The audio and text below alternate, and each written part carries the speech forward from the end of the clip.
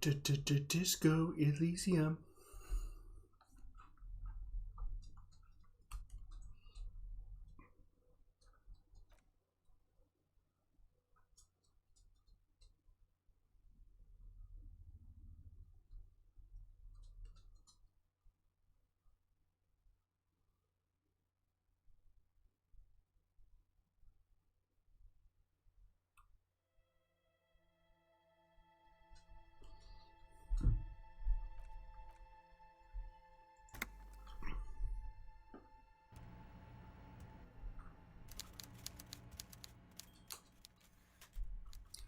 All right, welcome back to Disco Elysium. We are burning time right now, so let's not waste any of it.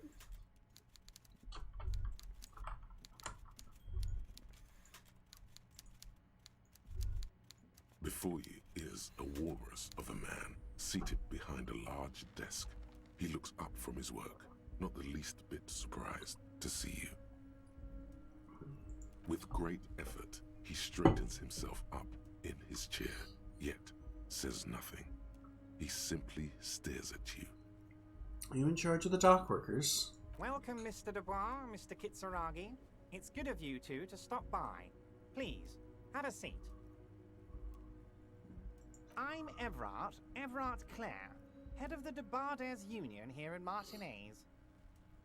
I'd offer you my hand, but unfortunately my health prevents me from getting up. You understand?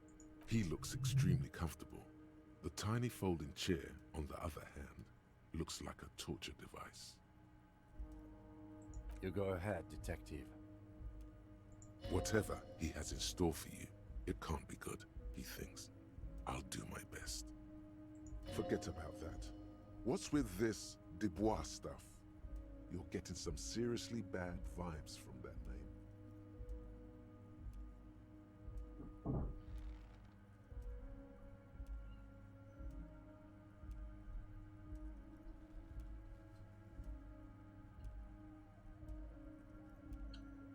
Why are you calling me Mr. Dubois?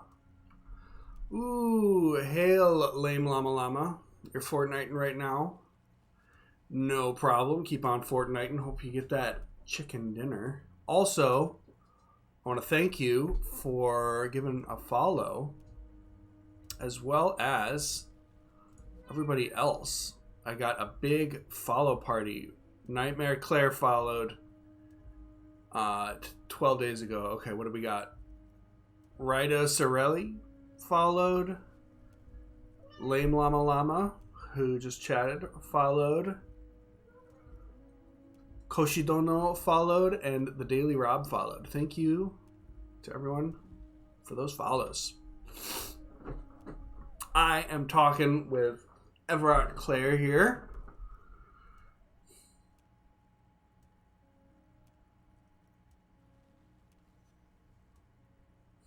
I really want to say this. I'm going to follow my inland empire. Why are you calling me Mr. Dubois? Please, Mr. Dubois, let us converse in a civilized manner, as equals. Take a seat. I insist. It's nothing. Yes, that's probably right. It's nothing. Forget about it. Filter it out.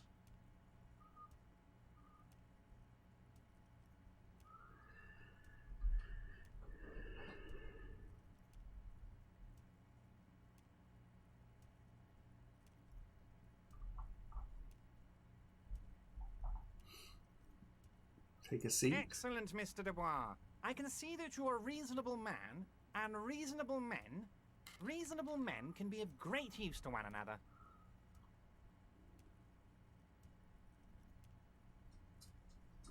Follow train.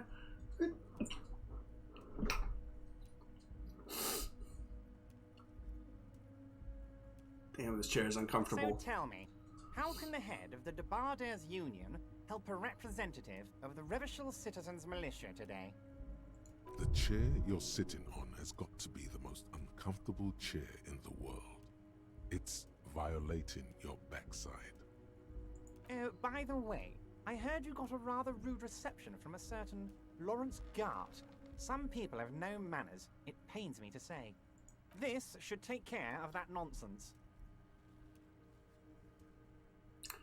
He points to a giant novelty check on his desk. It's absolutely comically huge. It should be sufficient to cover your expenses for a few days and patch over your differences with a cafeteria manager.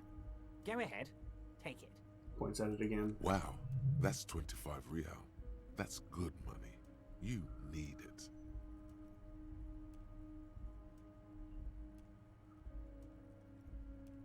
Wait, you know Garte? Yes, I know Lawrence. He's a real character. No union man in him. A real piece of work, that boy is. I'm gonna heal myself. Just for the hell of it. With a grin, he points to the checker game. It's like you're on a game show. At least don't thank him for it. Takes comically large check, but don't say anything.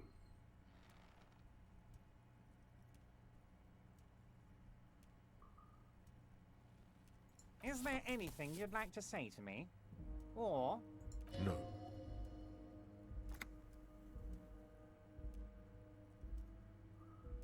No, it's cool. Cool?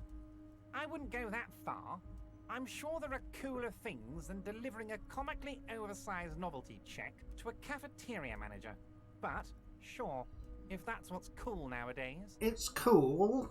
Now, I'd like to set your mind at ease about one other matter. Your lost gun. Let me assure you, Union people are on it as we speak. I've got my best hounds looking for that lost gun. His slug-like lips move, but all you hear is an echo. Lost gun, lost gun, lost gun. The world is swallowed by a black hole of fear. Only two words escape its gravitational pull.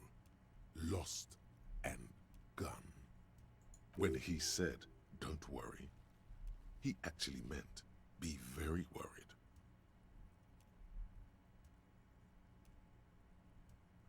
How do you know about my lost gun? I know everything, Harry. Right now, I know that you're worried. Don't be worried. Everything's going to be all right. It's not like you left it loaded. You didn't lose a loaded gun. Local children aren't out there playing with it right now, pointing it into their own mouths. It's in a safe place. I just know it. I have a feeling everything's going to be all right. Kim? Officer, we will deal with this later. We don't need Mr. Clare's help with this. I wouldn't be so sure about that.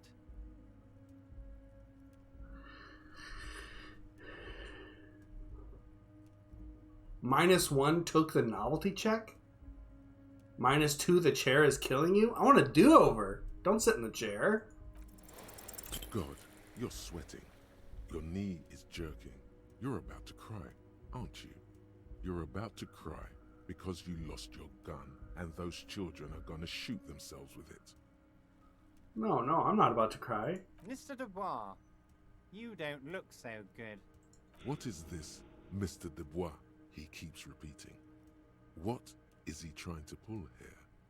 You need to cool the fuck down. Chill. Mr. Dubois! Mr. Dubois! Harry!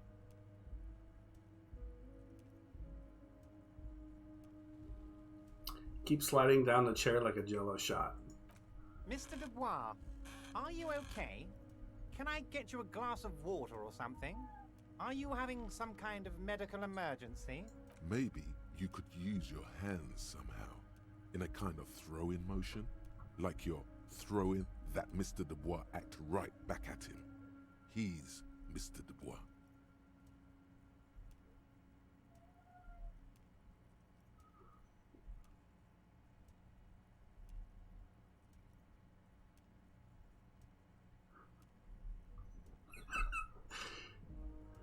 I'm melting. What an odd demonstration of... you got me, Harry. I don't even know what. As entertaining as it was, I'm afraid we're wasting our time. And I'm an extremely busy man, as I'm sure you are too. Okay, enough. We are here to ask you some questions pertaining to a murder investigation. It is about time to stop embarrassing yourself. Questions will help you regain some of your lost dignity.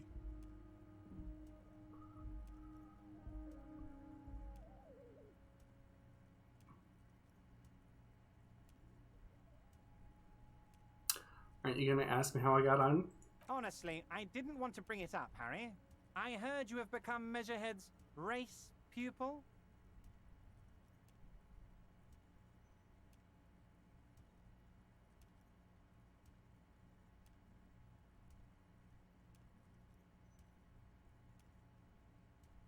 It's a tactic. I need to get in somehow. It's not like I'm a racist now. Of course, Harry. Of course. You're not some kind of a fantastic racist now. And rest assured, no one's going to hear about it.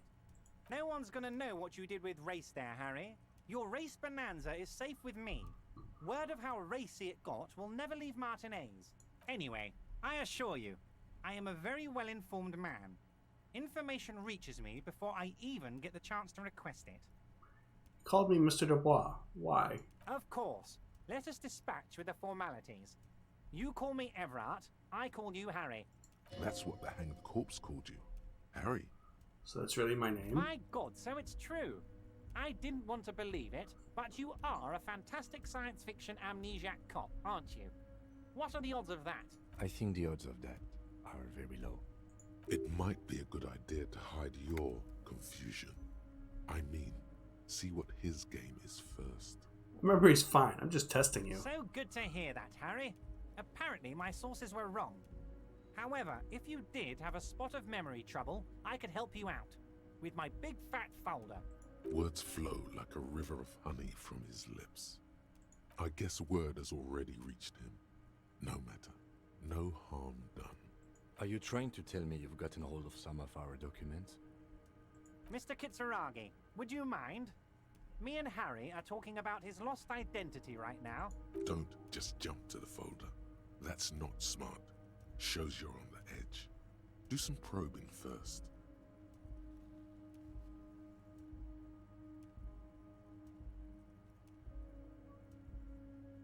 What kind of cop does it say I am? Well, Harry, if I were to sum you up in one word, it would be apologetic. I'm sorry? Yes. You seem to be. A lot of the time. But right now, there's no reason to be. Let loose a little. Be you. Lame llama llama, no dubs were gifted today from the Fortnite gods. Oh, well. Maybe there'll be a... Yeah. Everard is here being Iwi. And, where did you get that folder? Ah, this? My friends in your organization gave it to me, Harry. This translates into, haha, you guys are so corrupt. I find that very suspicious. May I have a look? I'm afraid this is meant for Union eyes only, Mr. Kitsuragi. I'm sure you understand. Please continue, Harry. Do you know anything about my family? Do I have a wife or kids, or... Family? Harry, you're not a family man. There's not one peep of family in here. Unless you think you're a family man, do you strike yourself as a family man, Harry? I think I do. I'd be a wonderful father. Well, yes. I'm sure you're going to make one little boy or a girl very happy and proud one day, Harry.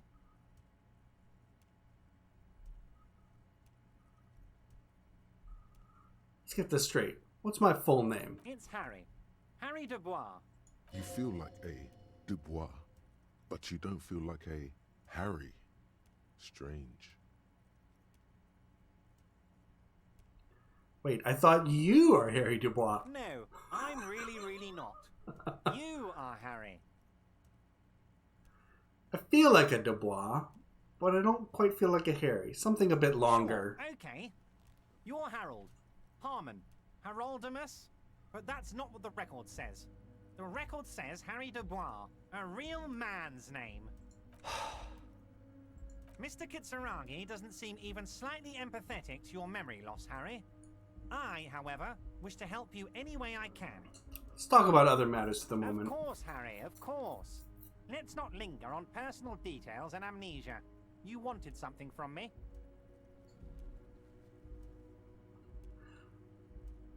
I mean, I could just ask for the folder.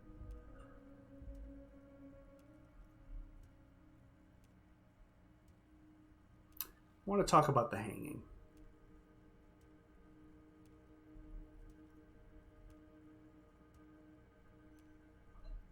Oh, of course. That's your main thing here. That's why you're in Martinez. I know everything that goes on around here, and I would love to discuss it with you. I mean, it's no secret that the lynching is connected to the strike. So much to talk about. Honestly, it's been weighing on me so heavily. I understand you need to interview me.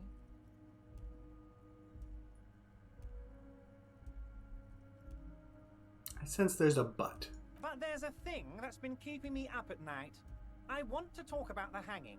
I mean, if we could just calmly talk, exchange information, we could blow this thing wide open.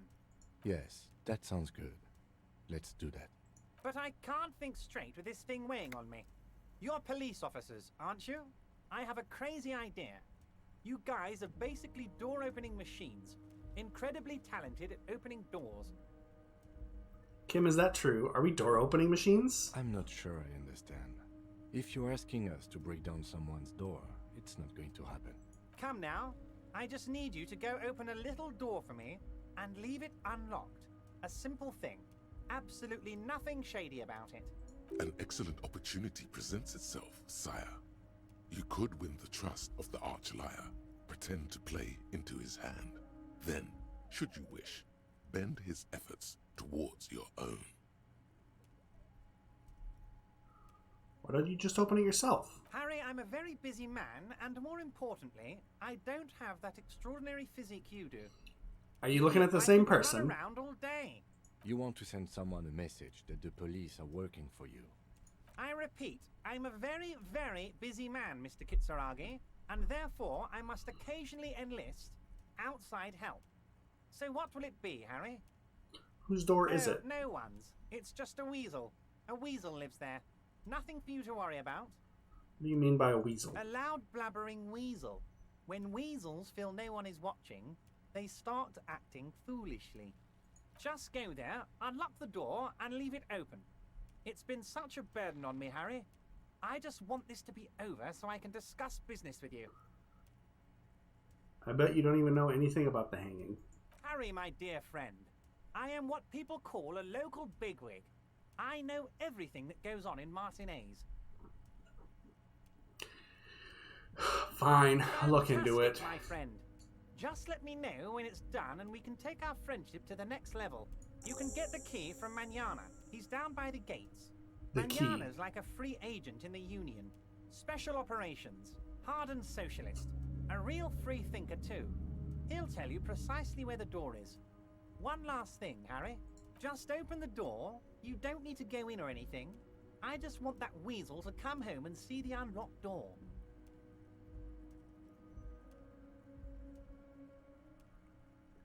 Could you help get a dead body down from a tree? You might have noticed there's one hanging on a tree behind the hostel cafeteria. Oh my. Don't take this question personally, but why would I get involved in this matter? Mr. Clare, the man was hanged with a cargo belt. A steel-reinforced cargo belt. It's safe to assume the Union had something to do with the murder. Besides, getting the body down would benefit all of us. It's a stain on the neighborhood. Also, I studied the footprints at the crime scene. Worker boots. I can certainly see how having him up there might start affecting some real estate values.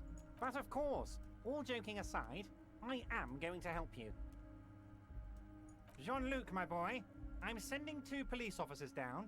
They have a dead body in a tree problem they need help with. Namely, they need it to be taken down. And, Jean, please take it easy with the race signs. He's had enough of that. You can find Jean-Luc down at the gates, but you already knew that. Anyway, he's going to help you. Let's talk about my lost gun. Yes, your lost gun. My best men are on it. They're turning every stone, searching every playground, asking kids, grandmas, everyone. Your gun will be found, Harry. Let me assure you of that. It's just a matter of time and effort. The only way to find it seems to be working with him. He might even be holding your gun hostage.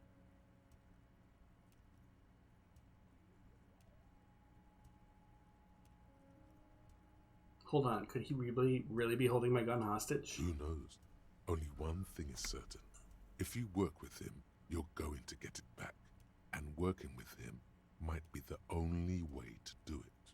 Does this mean if I do things for you, I will get my gun back? Damn it, Harry. That's exactly what it means. I'm only kidding, of course. Of course. I understand. We help you, you help us. I'm told the Union is involved in the local drug trade. What? Harry, how could you say that to me? You know I appreciate a joke as much as any jolly fat guy, but I can't take slander. Are you actually investigating this? The reaction appears to be sincere, but it's impossible to tell with this guy, honestly.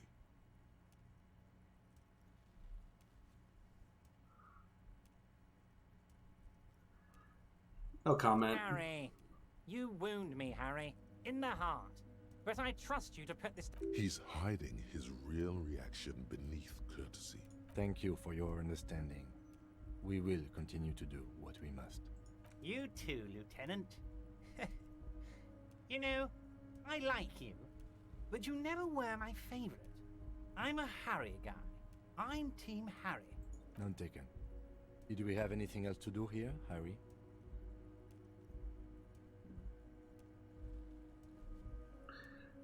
I guess I get that folder back, huh? Let's hear it, Harry.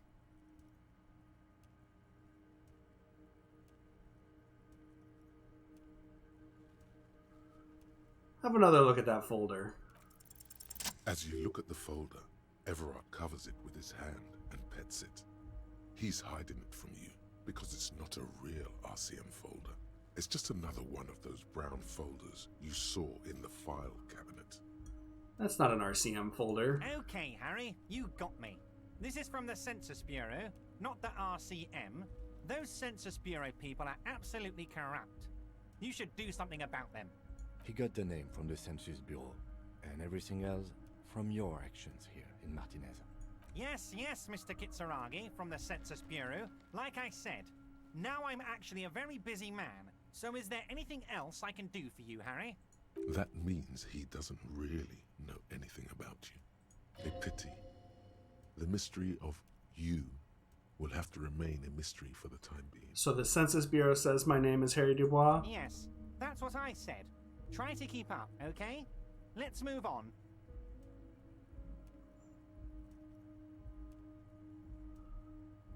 I met Joyce, the company representative. Oh, that's very nice.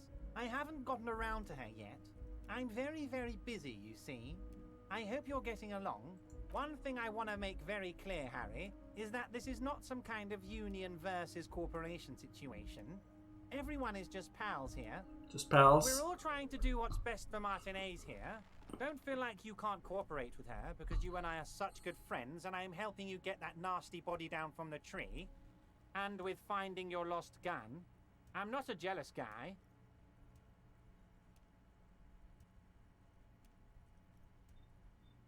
Why haven't you let her in to see you? If she actually wants to see me, she will find a way.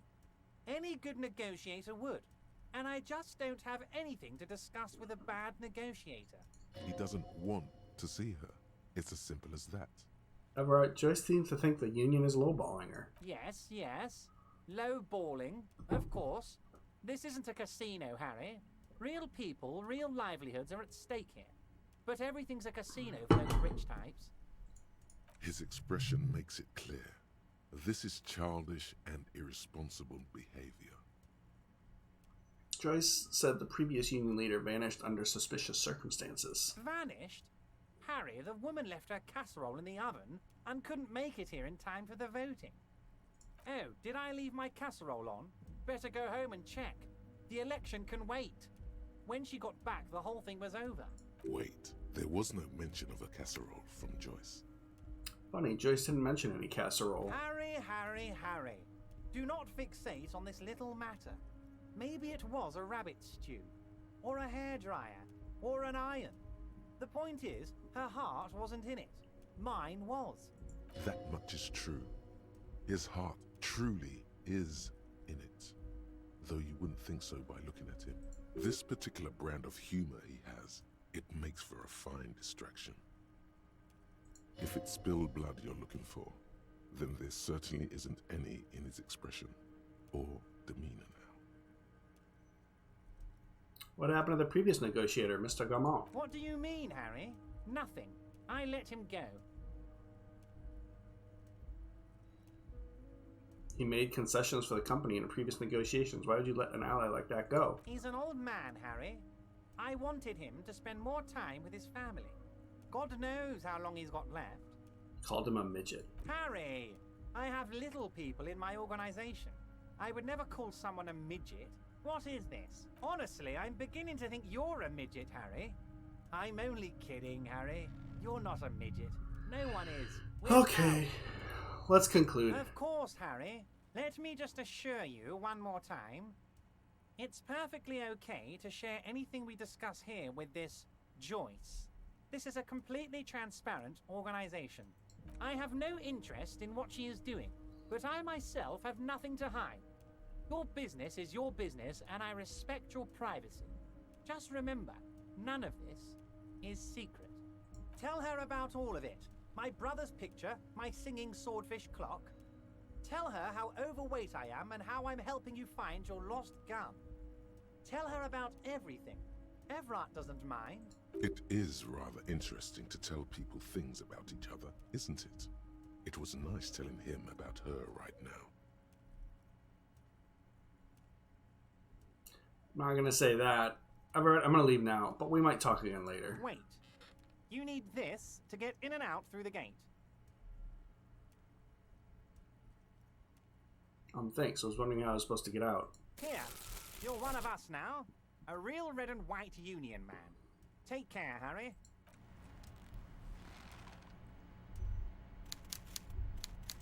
All right. Well, I didn't die in the chair, as I'm hurt as possible. So, I'll call it a success.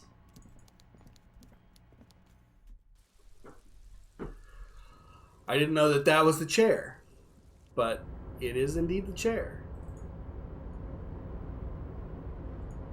You got anything else to say? Oh, hey, mister. I knew you'd be back to talk with old Leo here. Yes, I did. It's like Lady Larice said when she opened a bathhouse in the basement of my apartment building. They can only get so far before they're... No trouble at all, mister. Oh, nothing to say then. I'm on the lookout for any loose change.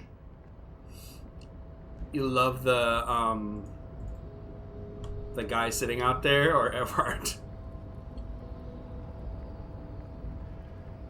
Yeah, there's plenty of likable people around. Sometimes. What is this? A rusting control The worker. panel with several Yeah. knobs. 2 buttons marked Marsh and Arrête are faded with use. It seems to control the large crane above. A container is attached to its hook block. Marsh. On. Arrête. Off. Press Marsh. With a loud grind, the crane shifts overhead, moving a massive metal container through the air.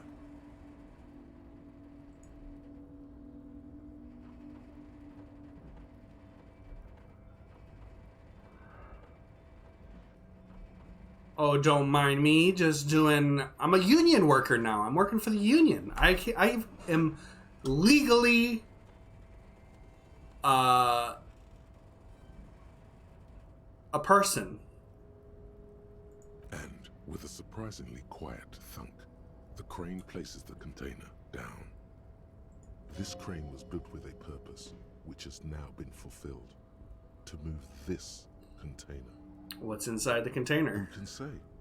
All you know is, it's special.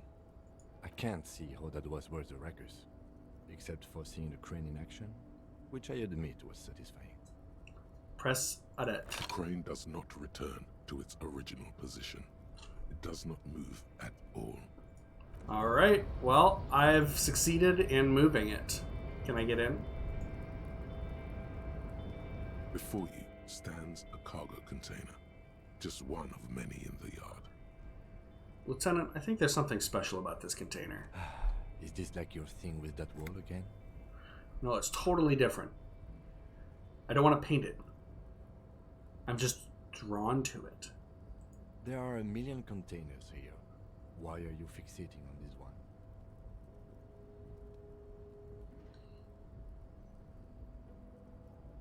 It was hanging from the crane. You just picked one out because you wanted to interact with a cargo container. We are not here to interact with containers. We are here to talk to the Union, right? Knock on the No door. reply. Open the You door. attempt to turn the handle, to no avail. The doors seem to be mechanically locked. To your left, the lieutenant considers your actions with some puzzlement. Rhetoric impossible. +1. Oh man. +1 erratic yet thorough. +1. Been in the world for 2 days. Love it. Why are you even trying to open a door with rhetoric? Because getting physical wasn't an option. Because what wasn't an option? Using my body over my wits. Now is not the time to get philosophical, detective. You can do that after hours. Nothing more to do here now.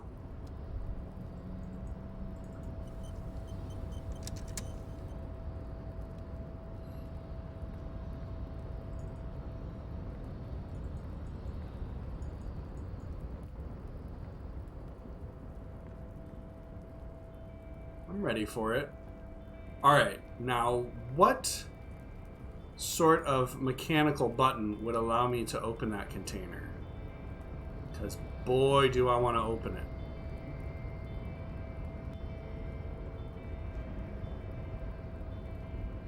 Although I feel like I'm not going to be able to right now. All of my gumshoe training is telling me that I don't... You haven't figured it out?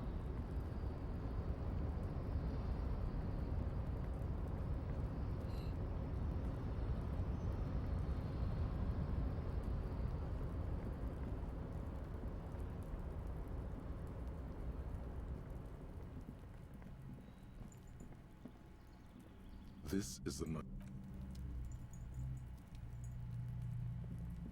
An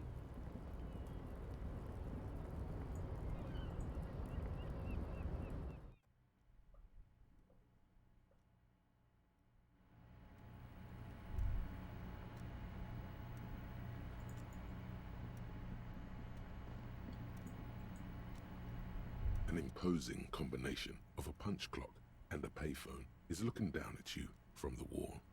A note on the side says, "Tokens unavailable due to strike. Use change." Okay.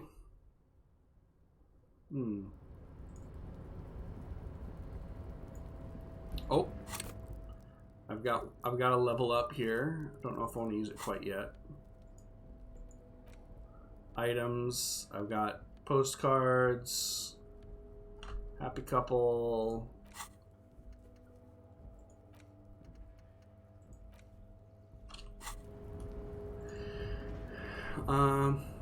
Whatever. I'm gonna keep going. I don't think I can open that crate right now. I'm not gonna try it. Hey, there was a 3% chance that I was gonna be able to talk that container into opening itself. You miss every shot you don't take, you know?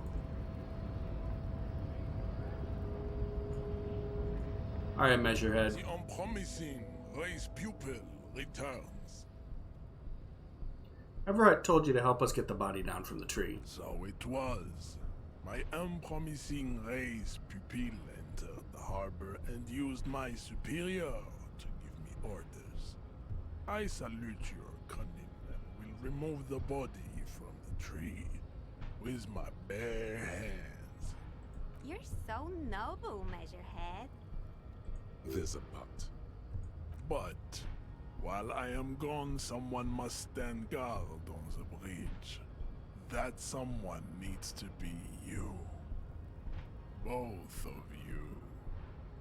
Well, Lieutenant, what if we don't want to do that? This is the uncomfortable result of not taking it on ourselves. I can live with a compromise. Listen to your little friend. He is wise in his childlike way. His mysterious race may yet prove fierce competition to my heroic haplogroup. Okay. Babe, see that they stay here the whole time.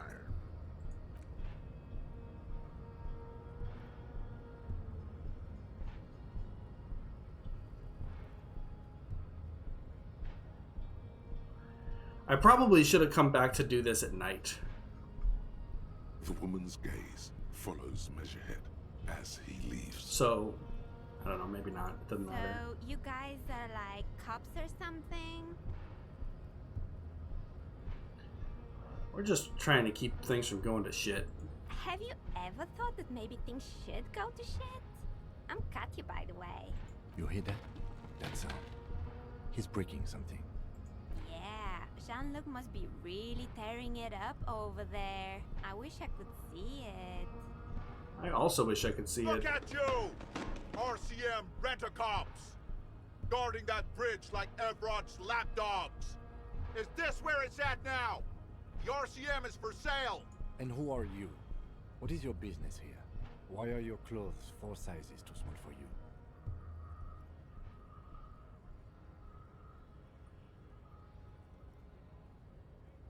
It's none of your business.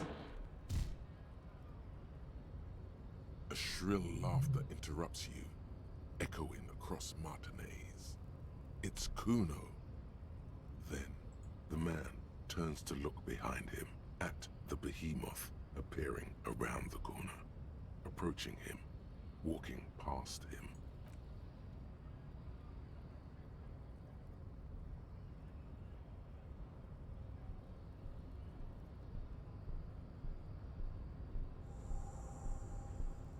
The corpse has been removed from the tree.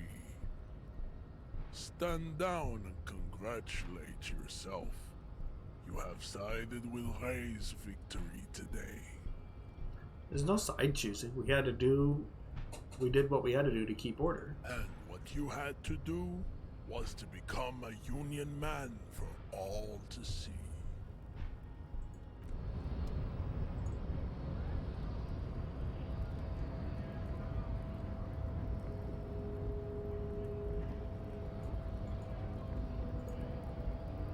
So, how'd you like our harbor? You've been in there, he means. Talked to the boss man too, probably.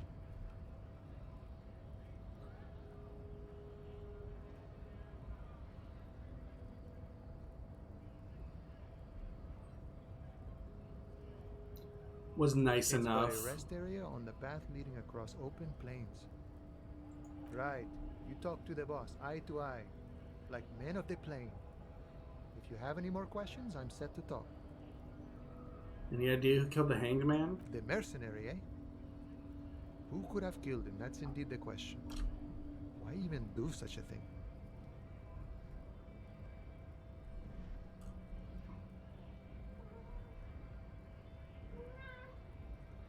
The merc was hanged with a very specific type of cargo belt, one often used in heavy transport areas, for example, harbors. What a thought! Why would noble workers resort to such a thing? Unless they were pushed, of course. Pushed out. Your dead guy was an enemy combatant. Hold on, what does that He mean? was an agent of the opposition, attempting to undermine our honorable efforts. Did you kill him? I ain't the murdering type, but that's just me. Large organizations like our union have all sorts of men, with all sorts of skills. He's not lying about not doing it himself.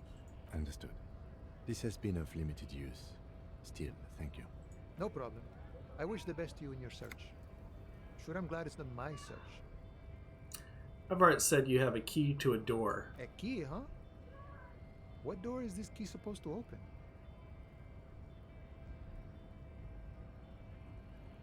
I was hoping you could tell me. Of course. I got you. You don't know anything. I got that key right here. And let me tell you, it's mighty good of you to help us out during the strike. Working class solidarity, as they say.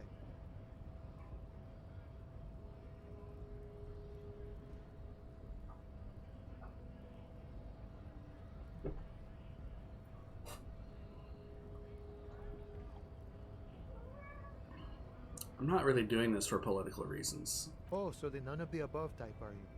I get it, I get it. I like to keep my distance too. But it doesn't matter. It's a good thing you're doing. What you're looking for is a basement door behind the greenhouse. That's behind the wailing in rags. That's all I know. Our organization is what you call compartmentalized. Means we keep out of each other's business. Okay, but where did you get the key from? The janitor gave it to me. Nice fella. We talked about life and things that really, truly matter. None of this mess we're in. This jiving and juggling. What's it for? To feed our children, I guess. Anything else I should know about this task? This weasel person, when he'll be home? I'm more of a philosophical dock worker. I like to talk about the big picture stuff. Who I am, who you are, what we are fighting for. He means he's not going to tell you cause he doesn't know. But he will shoot his mouth off with you now that you're working for Everard. Who he is and what they're fighting for. This is interesting. Why are you striking? We're negotiating our share. Your share? Aye.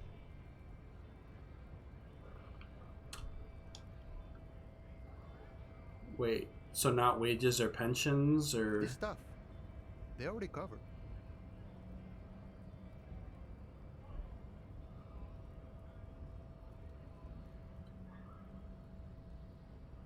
At least you got the benefits, that's something. It's not enough. Not enough to get ahead. More about keeping us in our place. How large a share would you like? All of it. However, right now we want all the harbor workers to be on the company's board, so they could take part in the decision-making process.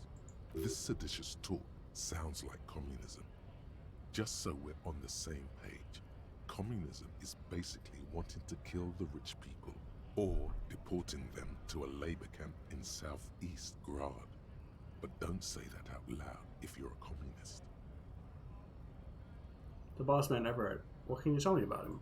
I think it's best you make up your own mind now that you've met him. In my eyes, he is a capable organizer and a decent businessman.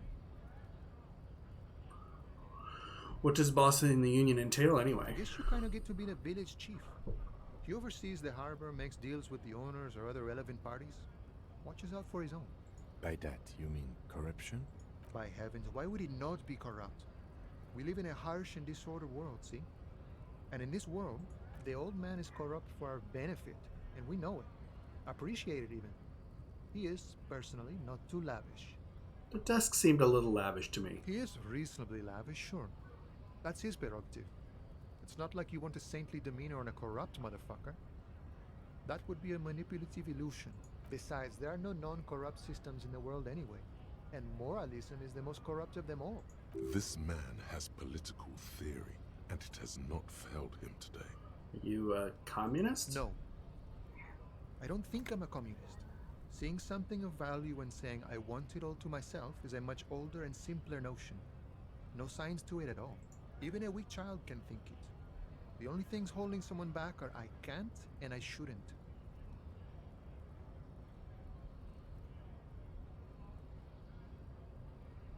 The stuff you do aligns admirably well with the world republic. Why not call yourself a communist? I have nothing against communists. They are honorable boyaderos. And they have good analysis. But my own code serves me well. If my code starts failing, a code can fail a man as well as a man can fail a code, then I will have to submit to a new one, which may well be communism. I guess I understand. See, I am primarily a lazy person. You seem to spend a lot of time thinking about the political situation. Sure, I've had the necessary free time. Fortunately, there's always time. The look in his brown eyes conjures up an understanding. For him, having command of his time is the most important thing. It all comes together now. The way he speaks about scabs, his general attitude. He's a follower of a 500-year-old Franco-Nigerian Boyadero code, itself an appropriation of Vespertine cool. That of a noble peasant or a traveling herdsman. True to yourself, independent in your actions, loyal to your friends. Maybe I am a Boyadero?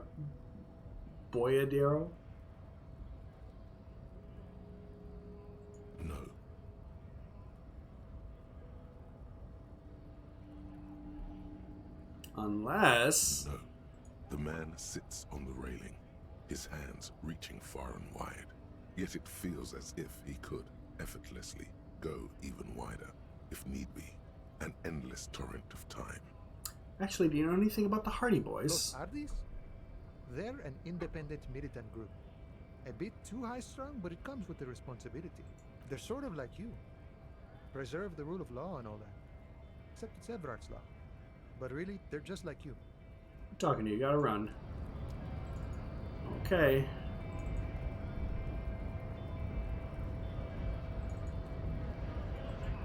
Alright, punk. Right to work! Don't have anything to say.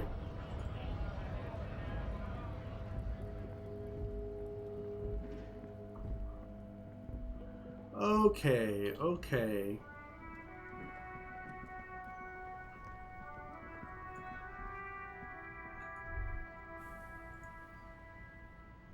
Still here. Stuck in this damn jam, my man.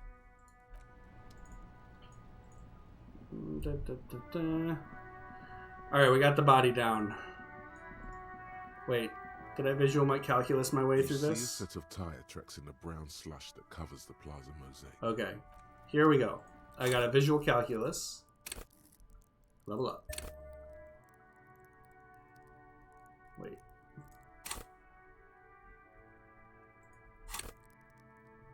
Oh, too late. I already did it. But I think I need... I already did a skill point to unlock this.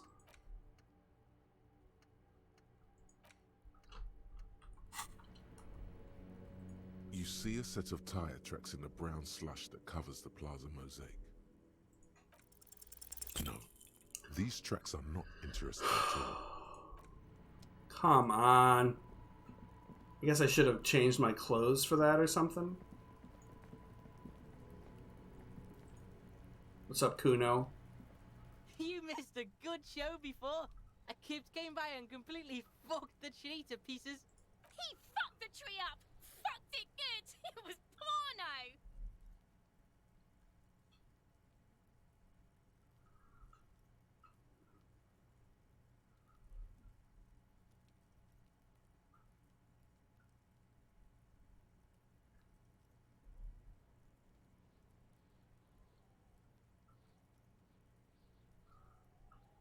This is also superficial, kids. The race mystery runs deeper than you could ever understand. What is this shit?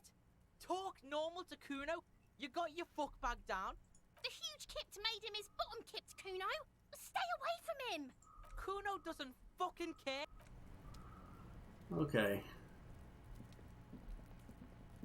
The corpse lies on the ground among the remains of an absolutely demolished pinewood branch. It's gently laid on one side. Well, it's down. Mr. Measurehead has done a good job. Nothing is too broken or compromised. The victim is ready for a field autopsy. A field autopsy? Yes. 1. Investigation of the scene. 2. Initial examination of the victim. 3. Field autopsy. 4. Transportation of the body to the morgue. We are on number 3. The RCM's 4-phase murder scene processing manual. The fuck are they on about? Cop's gonna cut his shit up!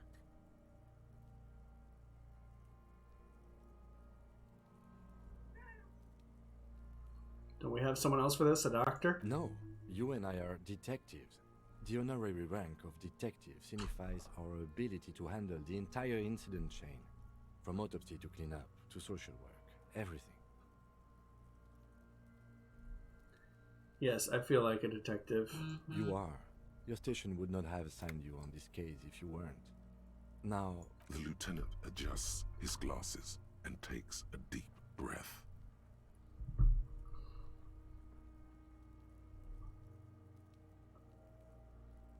First, what exactly is a field autopsy? come on, officer. You know what a field autopsy is. You've done 100 of them. What you do know is, at 18.9 kilometers, the dormant shield volcano, Corpus Mundi, is the world's highest summit, and the failure of the 38 single, Et puis descend, to crack the top 20 was the death knell of disco. But field autopsy is, you have no idea. What don't you know? What use are you? You must have me confused with the Copperpedia. Who's the Copopedia? I think I need to talk to him. You, sir. You are the Copperpedia. Oh.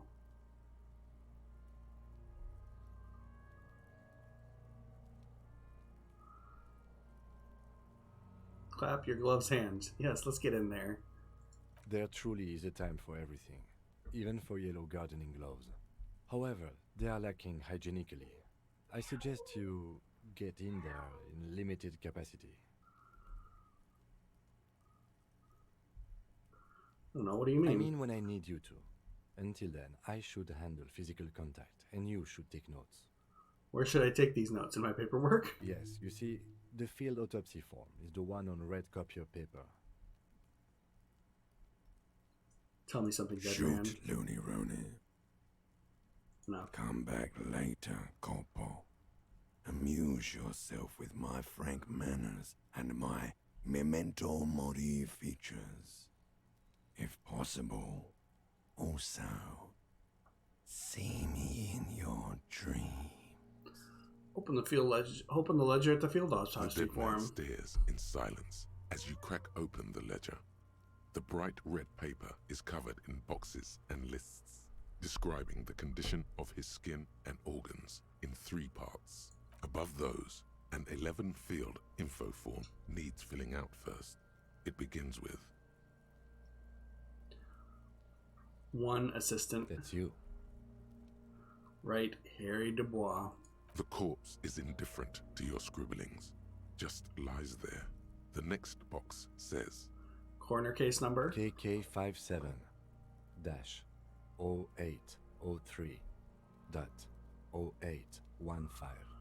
Write it down. Next, Name. NA. Next, Date of birth. Age. roughly 50. dry 40. The damage is so extensive, it's better to err on the young side. I'm gonna write down around 42. He nods. 6 race. Mondial. Fair to olive-skinned, from the Isola of Muindi. This is as vague as it gets. You might as well say whitish. Write it The down. pudgy mess of curdled meat looks neither mondial nor anything other. 7 sex. Fucky! Male. Pigs can have sex!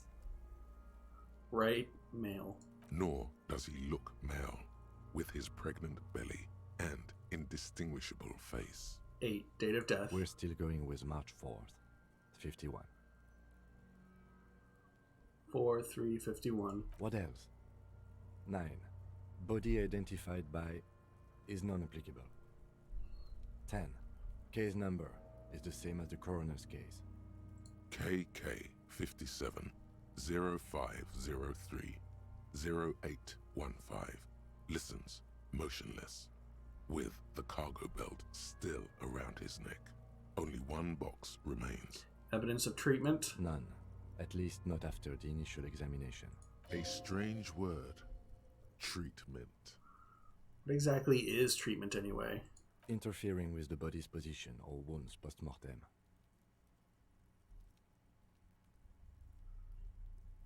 I'm not sure. Didn't the footprints look like he was carried off? They'd have to have incapacitated and carried him over. This man was more than a match for untrained dog walkers. Your central nervous system recognizes this gesture. It's the stations of the breath. Ecclesiastic, religious in nature, a holdout from pre-DeLorean burial rites. It takes him 2 seconds to perform. Somewhere in Jamrock North, a small wood shed behind Rosencrantz Row, Lieutenant Nick Feuerbach puts his hand to the chest of a small corpse, no larger than a monkey. It's raining outside, light drizzle. There is darkness in the shed. Elsewhere yet, an obese female sits in a wicker chair, her silhouette bull-like against the window. Outside, Grand Coudon. The day is turning dim for Sergeant Mac Dawson. Hand extended, he approaches, to make sure she is dead more than anything else. The building is tall, 7 stories wind-wrapped in solitude.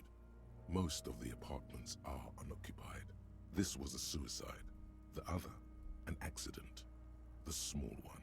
And so, all across Jamrock, Coal City, GRIH, 42 deceased persons found today.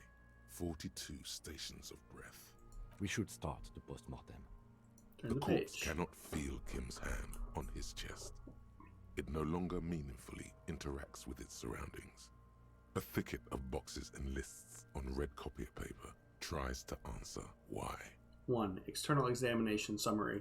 Clothes. The deceased wears armored boots and white briefs. The make of the briefs is Babrodin, I think. Let's see. See, it's happening. Babrodin, yes. Inexpensive. Size M.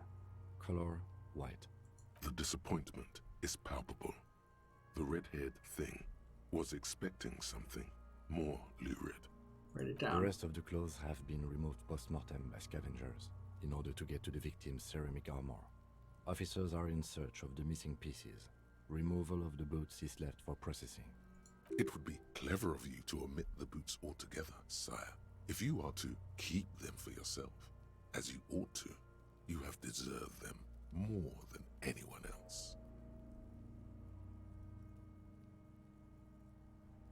When am I going to get them?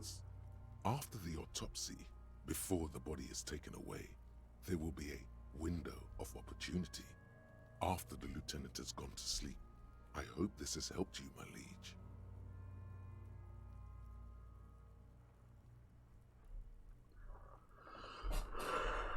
I feel like I'm not going to take these boots. Write it down. The boot has a serial number. It's E50.100.100. The lines between the plates are in the shape of the alphanumerical. The number is purposefully concealed by the design. Tattoos. The upper torso is covered in a single, continuous tattoo, resembling a map of the night sky. It reaches from the right shoulder to the heart. The ink is blue and white. The assistant has a color photograph of the markings, to be added to the case files as document A1. The photo is taken on the scene, using a Trigat Mini.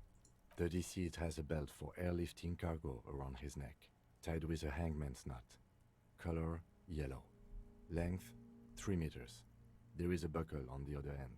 Well-nourished, athletically built, measuring 1.8 meters. Generally consistent with age 42. Preservation is good. Ambient temperature below freezing. Body hair is light brown. Distribution is consistent with age. The deceased had male pattern baldness. Hair is combed back, short. Touch the corpse's hair before moving on. The hair under your latex fingers feels cold to touch. Wet. Write it down. Lividity is consistent with hanging. The head is congested. Contusions are present on the head, chest, and thighs. Consistent with stones thrown post-mortem. Low velocity. Fucking low velocity? You think Kuno doesn't know what you're talking about? Velocity was fucking max. Talking shit about Kuno's velocity. In addition, there are bite marks on the face, scalp, and chest. Consistent with predation. Write down. Ligature mark. The lieutenant produces a small folding knife, with the other hand pulling on the belt. He starts cutting into the polyester. The stench is horrid. After a while, it's obvious the material cannot be cut. The steel wiring. There's too much of it. We need to remove the belt so we can get to the ligature mark. You got just the right tool for that. The chain cutters.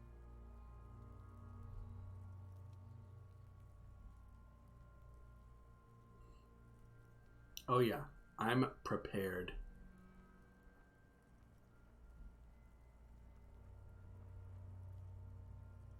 The hanged man lets out a joyous little bubble of rot from his nose. Good thing we got these chain cutters. Always good to think ahead. Now, we need to cut the belt to see the ligature mark below. Carefully, with as much precision as you can. See, my pig is gonna fuck his head off. No, he ain't. Your pig's a boring fuck.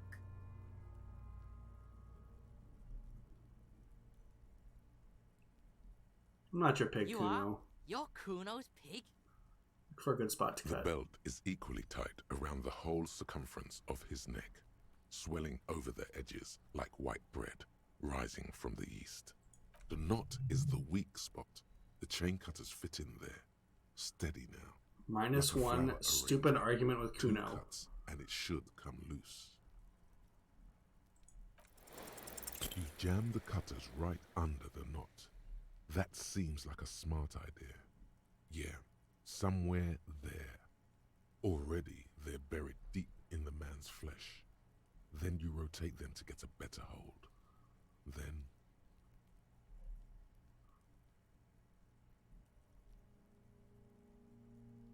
I know. Cut some. Yeah, fuck him! Fuck! Told you my pig was hardcore. I should have a go first. I think I have a strategy. He sinks the cutters into the knot, preparing to perform the cuts, with his elbow to his knee. Snap. The knot is slashed. Another cut and the belt falls apart like a flower bouquet, revealing the dead man's neck and the dark red ligature mark around it. I'll let Ken help here.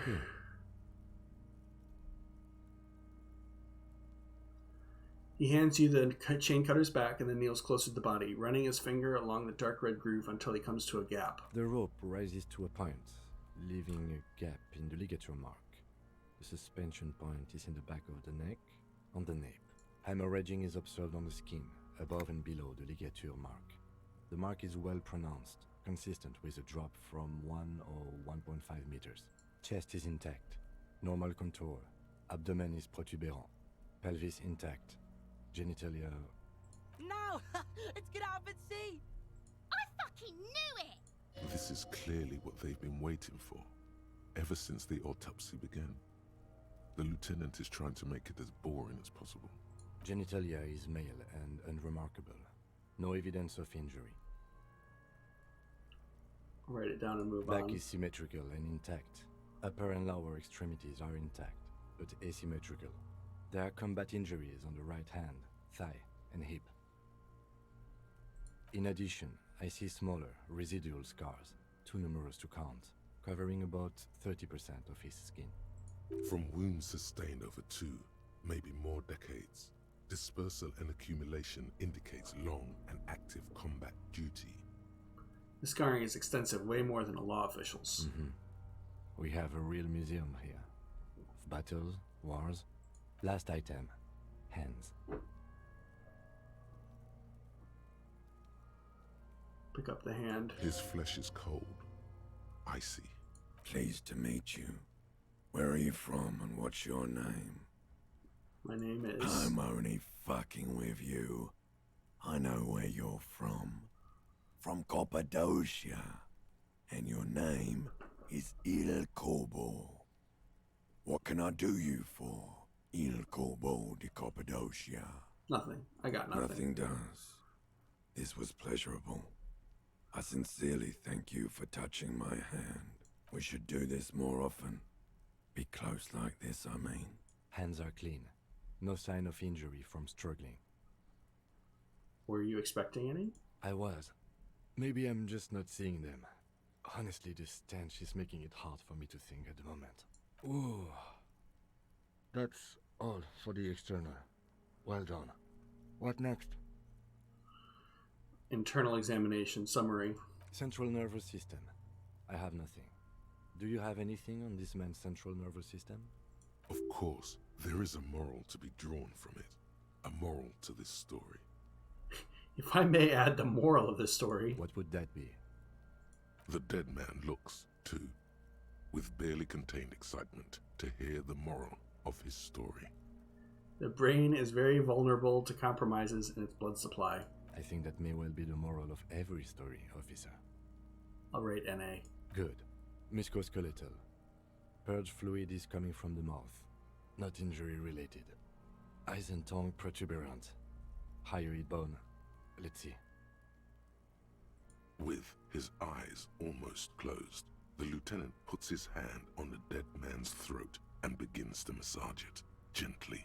A rotting smell erupts from the mouth, Purge fluid runs down his lips, black and viscous. Yeah, jack that fucker off! The hyoid bone is fractured. The rest of the musculoskeletal system is intact. Unremarkable. Write it down. Respiratory system. Oral cavity shows no lesions. The victim has received dental implants, possibly after a combat wound. Mouth swollen. Hemorrhaging present in mucosa of the lips and mouth. From here, it looks as though the clown-faced man is screaming. The tendons of his jaw are torn apart. Hyoid ripped from the force of the lieutenant's hands. Look inside the dead man's mouth. No scream, no sigh of relief rises from the darkness inside. It's humid there. Sickly sweet air, unlike anything living. You feel like you're about to throw up again, straight in that mouth of his. Write it down. Hepatobiliary. NA. Why don't we have anything? Are you a hepatobiliary expert? I don't think so. Neither am I. And that's it? That's it. Same for toxicology and serology. NA. Both? Unless you have untapped reservoirs of knowledge there. Completionist in me wonders if there's something we could still do. Like a toxicology screening? At this stage, I doubt processing will find anything, even if he was brimming with cocaine. But still, you should add a request. Add toxicology requested. Cardiovascular. The body exhibits heavy lividity. Blood has gathered in the hands, feet, and neck. Hypostasis is visually consistent with the hanging. Gastrointestinal. This will do. Digested semi-solid food in stomach. Voila. Write it down. Omit the voila. What's next on the list? Description of injuries. Summary. Let's see. We have bite marks, contusions on the head and chest, and a ligature mark encircling the neck. You'll need 3 fills. Leave a 4th one too. What about the injuries we have inflicted? Oh, so we inflicted them? Okay, I have inflicted. Okay, so there's a spin-stabilized munition from a Kiel A990 muzzleloader lodged in his lung, and an incision on the thorax from a chain cutter. I wouldn't mention those. Better not to muddy the waters. I agree, the waters are muddy enough. See? These pigs are fucking corrupt. Why don't you fuck? Now, injuries. Bite marks. Head, chest, and scalp bite mark injuries. Predation by birds has caused damage to the body. Odontologist does not need to be consulted. And your opinion, officer?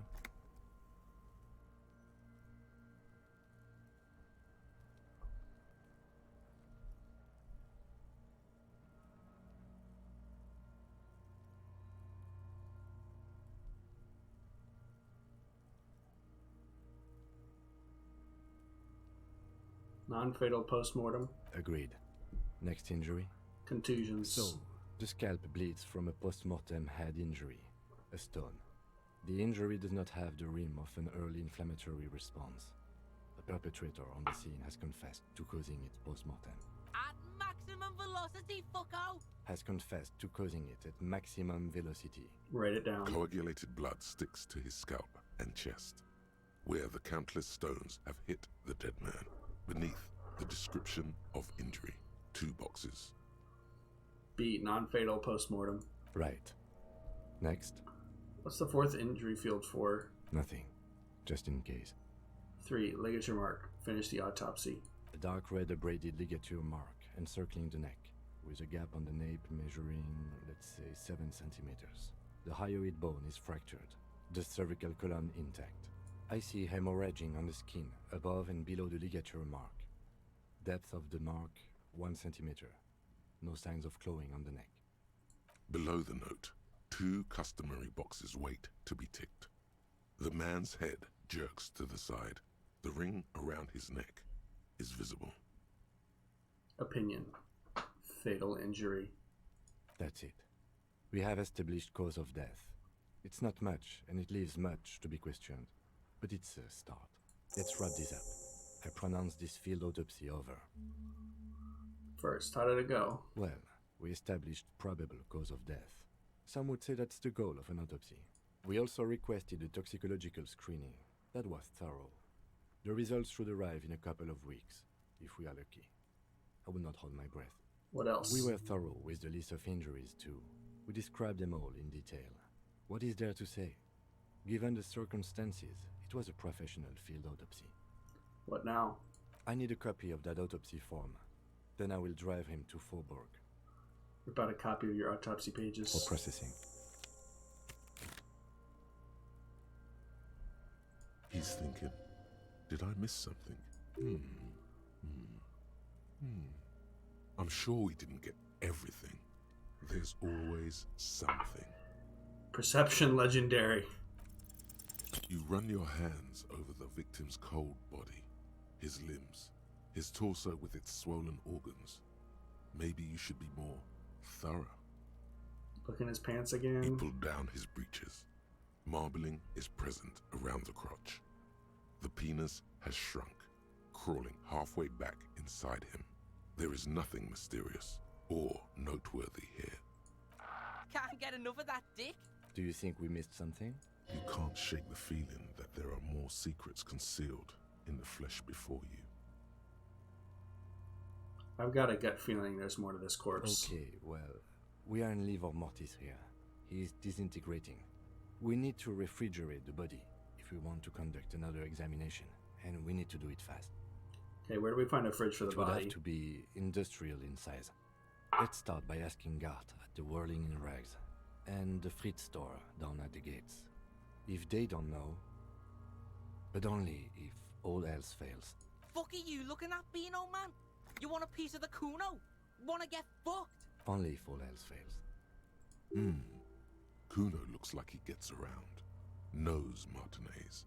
And its fridges too, probably. Or, remember the buttons on that intercom over there? On the side of the building next to the Whirling? One was for Revachol Ice City. Perhaps it's a clue. Hurry. This is one task we cannot sideline. With every hour, whatever we are looking. Okay. Can't believe my visual calculus messed up again. An old call box with a matrix of push buttons lists all the companies in the East Delta Commerce Center. Silence. No one answers the doorbell.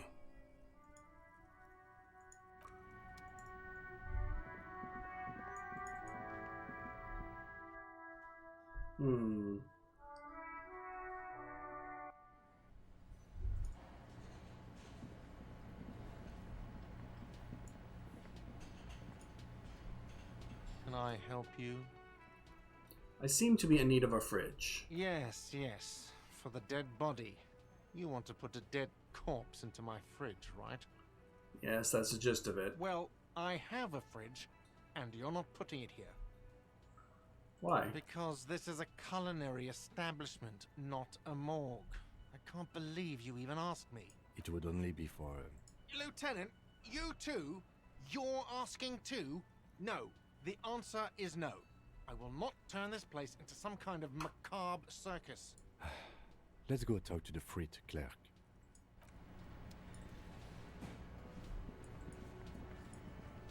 I've got nothing to say to you. Why are you wasting your time? Are you Lizzie Elizabeth Miss Beaufort? I suggest not wasting time on trivial pleasantries and focusing on why you are actually here. Even though she has excellent control over herself, something moved behind her eyes. In the way she stands. In her face. You caught her off guard. Push her some more. Easy. Leo told me about you. He likes to talk a lot.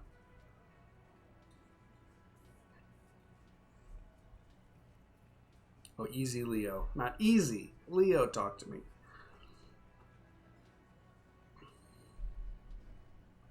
Hardy? Not yet. I have another question. No. Talk to Titus. I suggest... Even though you caught her off. You are not here to chat up the legal counsel. You set the pace and the topic of these conversations here. established that. A man like Easy Leo could have said anything. Do not be restrained, sire. You said Mr. Everett sent you to law school? I represent the Union and these men here. Don't make this personal. A very minor victory. I suggest Even the get quarter back in. of God. you are not here. You set the pace, and a man like Easy Leo could have said anything. You said Do you're in not be debt to Mr. restrained, Clare? sire. I represent the Union. A very minor. Even you quarter of God. You are not. You said a man like Easy Leo could have said anything.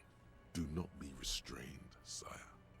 You said you're the union fixer. You fix I am things. a legal count. A very minor victory. Oh, well, I'm not going to push too hard. Got things to do.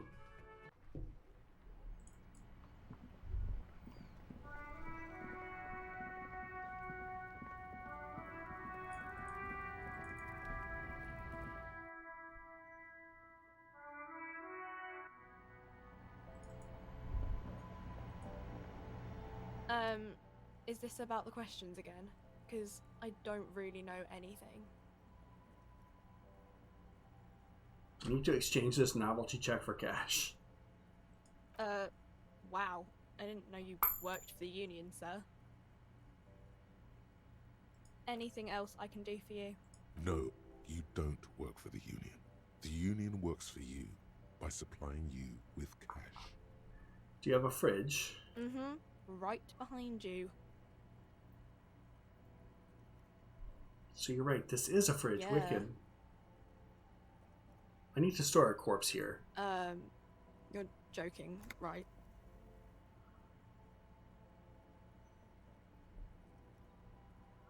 Measure the fridge with your fingers, one-eyed class. Never mind, it would never fit. Yeah, super funny.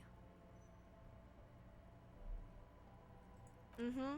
Right behind you. You're joking, right? No, I'm not joking. I need to store a corpse of the hangman in your fridge. Okay. It wouldn't even fit, you know. Now that I'm looking at it, maybe a glass-doored fridge in a public grocery store isn't the best option for storing a corpse. I guess you're right. Plus the fridge is too small anyways. Okay.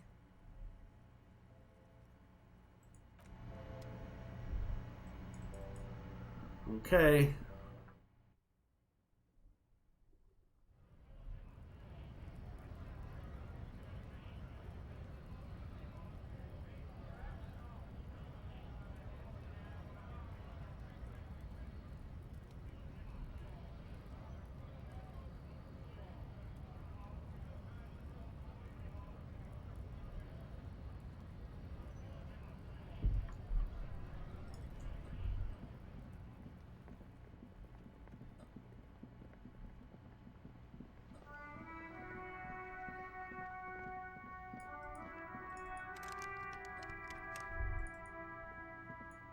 An old call box with a matrix of push buttons lists silence, silence, silent, silent, silence. No one.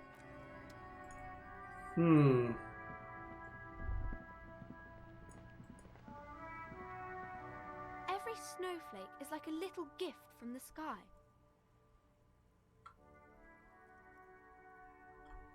Say, child, you wouldn't happen to know of a good fridge, would you? A fridge? Yeah, like a big fridge a cop could put a dead body into. You mean like the ice bear fridge? Man, that's scary. Ice bear fridge? Yes, like a bear, but white. There's a fridge below the building in the basement, with red glowing eyes. I went back there once, behind the bookstore. Mum doesn't want me to go there anymore. Not that I want to. It was pretty scary. There's a big fridge there? Yes. One more thing. How do I get inside the building? That's a problem. The only way in is through the bookstore. But I don't know. You're a policeman. Maybe you can convince her somehow. Anyway.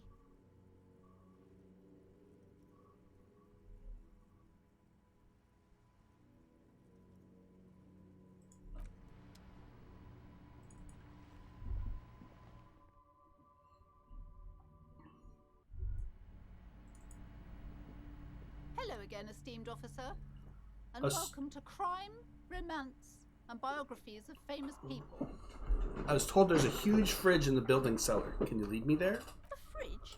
No, I don't know anything about a fridge. Aren't you interested in books?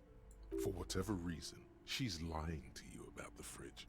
Seems like you have to find your own way to the cellar.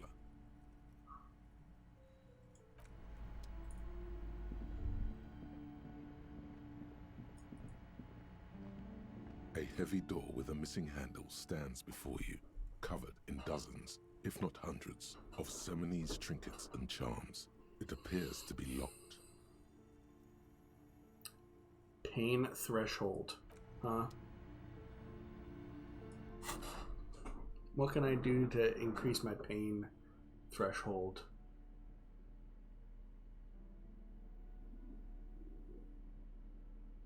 Nothing there.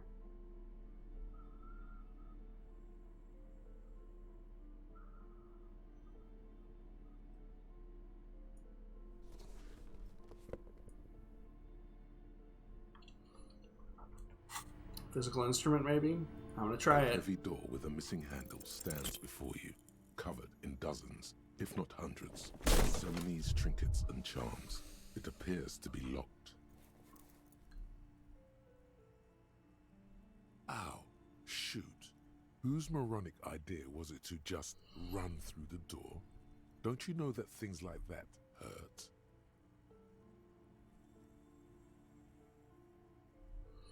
Oh god. This really wasn't the best idea, was it? Are you alright? This looked pretty intense and painful, I must admit. What is going on there? Are you really trying to break down the back door? I warn you, don't tempt the spirits, officer. Don't tempt the spirits, or you'll damage the holy wards on the door. It barely looks like you've done any damage to the door, however. It's still locked and closed, covered in dozens of little charms and trinkets.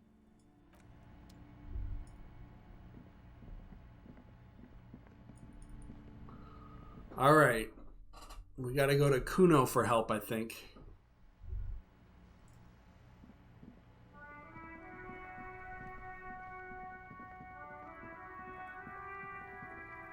Oh. How do I...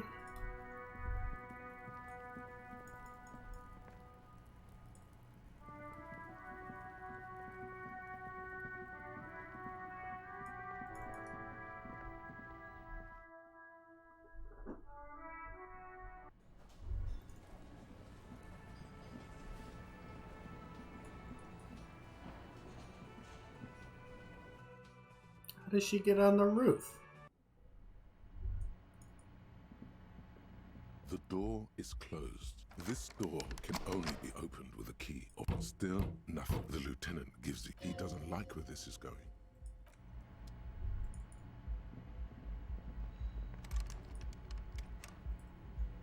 How do you get to the woman on the roof?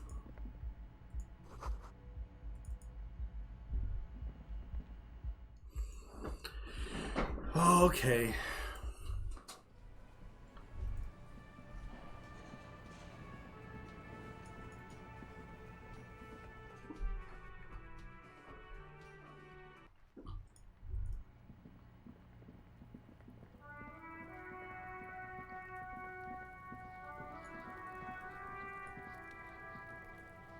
Fuck does Kuno care?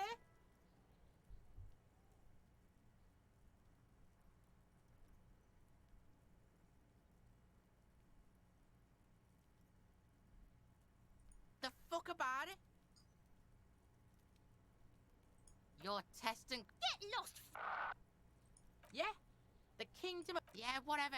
Kuno's Kuno. You already know that slow shit. Right, how could I forget? Kuno thinks you have brain damage or some shit. Kuno cares. Kuno, stop being nice to the pig! Step away from Kuno, fat-ass creep! Ease off, see. Don't be telling Kuno what Kuno can do. What else you want, Pigman? The fuck do you want with it? Good call, Pigmeister. Kuno doesn't...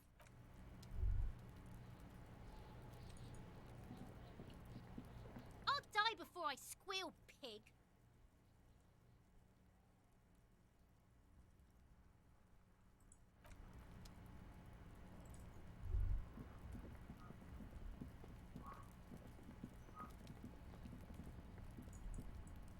Hmm.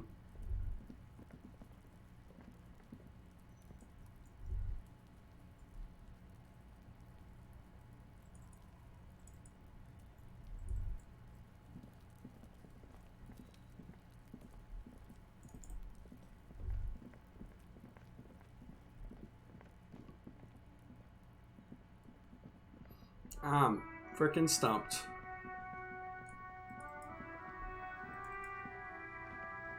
Every snowflake is like a little gift from the sky.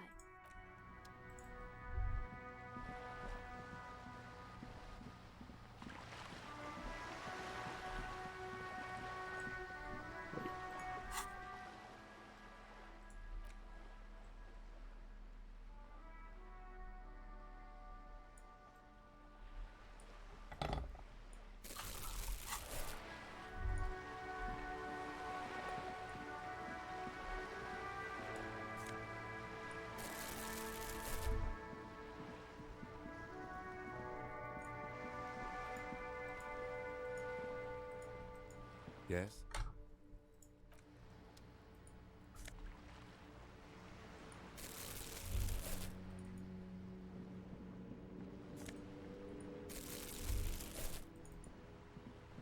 Am I picking up trash? I am.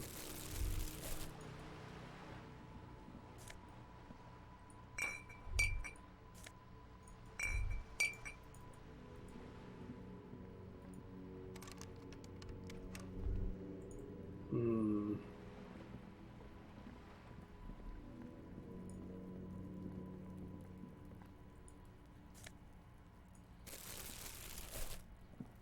Trying to sneak up on me?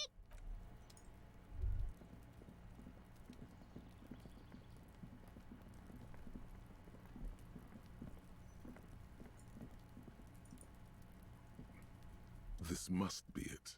The basement door is weather-worn. The copper nails holding the upholstery in place have turned green from sea air, and there's a knocker shaped like a lion's head. Push your ear against the leather door. upholstery is worn and rough against your jaw. You don't hear any movement.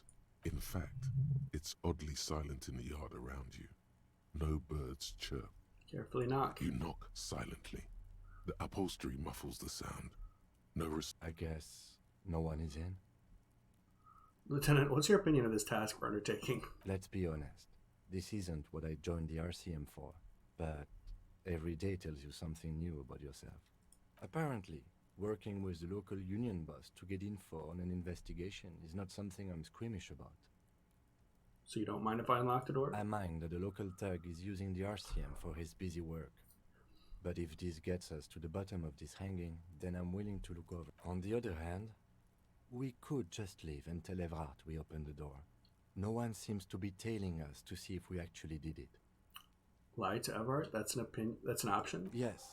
Presenting a fabrication is known to get results here and there. You took this task. You make the call. The door is right here. You can just open it and be done with this. Besides, if you never open it, you're never going to find out what's behind the door. You try to be as silent as you can. It takes a bit of rattling of the Open the handle door. to loosen the bolt. Finally, the door unlocks with a small clack. Thoughts race through your head. Only curiosity could account for stepping over that threshold. Maybe there's treasure in there. A white alligator.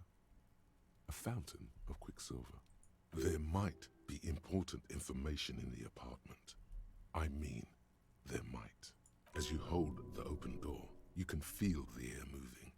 A little draft, a whistle. Yeah, we're going in. My spidey senses were tingling.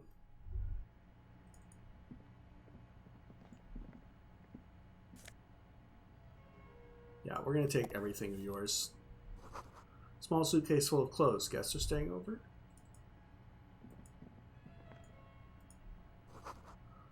A book titled The Hidden World of Walking Sticks lies open.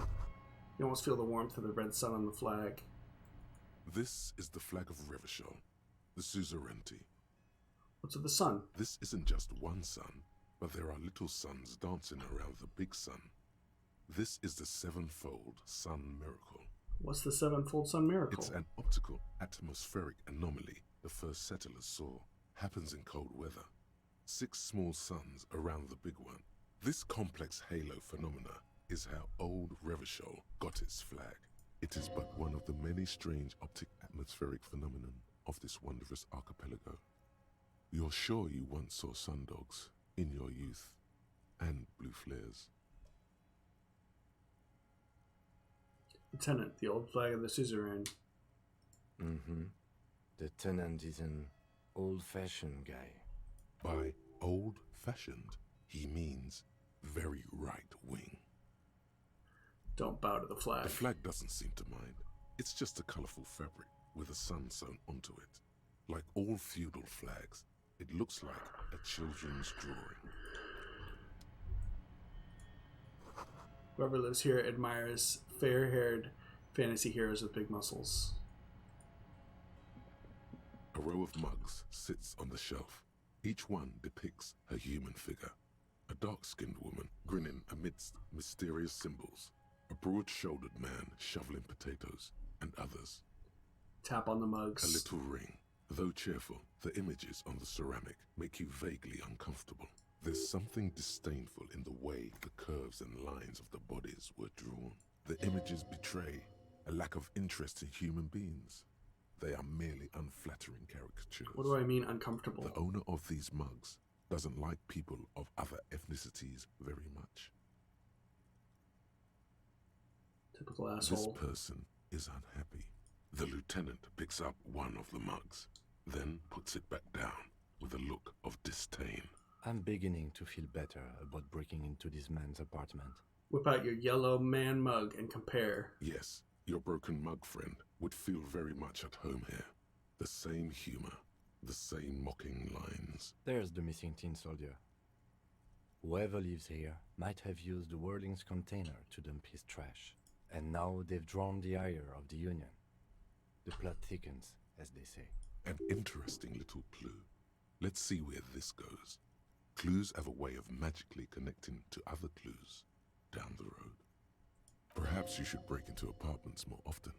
Hey, now we're thinking. Do you really think it's the same person who put the dead man's clothes in the trash? Who knows? I'm not expecting too much from these clothes in the trash lead either way. It might turn out to be some random local matter, but still, a nice coincidence. You could ask Everard who this person is once you're done here. Move on from the mugs.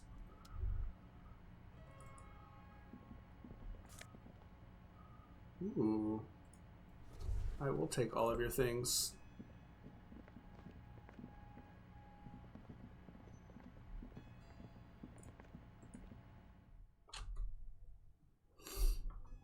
He will come home to find his house ransacked.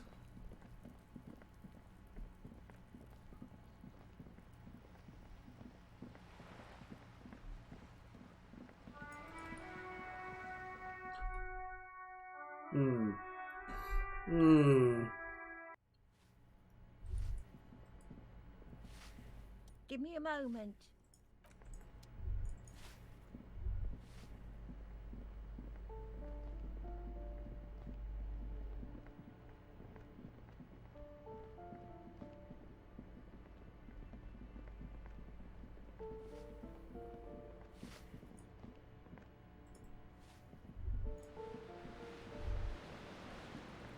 A shift in temperature. The air chills around you. Dust settles on the stony floor. Rub your sides for warmth. The former architect stands before a slice of window, a room plan in her hand. A cold wave has made the air in the building stand still and frozen, with temperatures falling down to minus 20 degrees Celsius. Her face is red from the cold. She's breathing on her fingers, clasping the plan. Traces of sadness are visible in her expression. The plan. Faint pencil lines on paper depict the same place, but a missing eastern wall connects the room with the neighboring apartment. Ideas for arranging the furniture have been jotted down. Look around yourself. It's clean and empty, with new tapestry embellishing the walls. A standard HB graphite pencil has fallen off a 3-legged stool. in the middle of the room. She had an eye for beauty. Shiver, finish thought.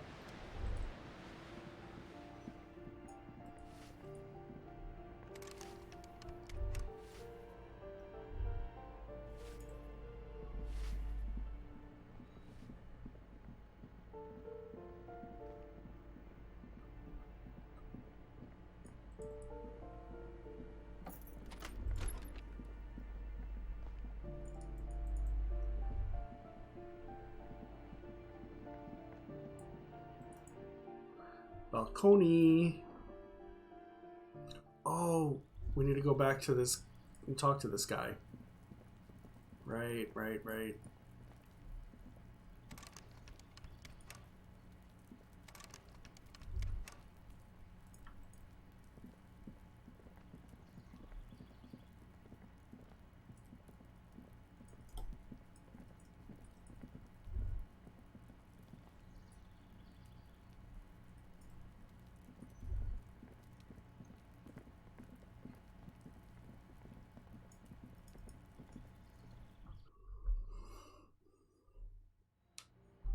It was, I think, after 21 or something.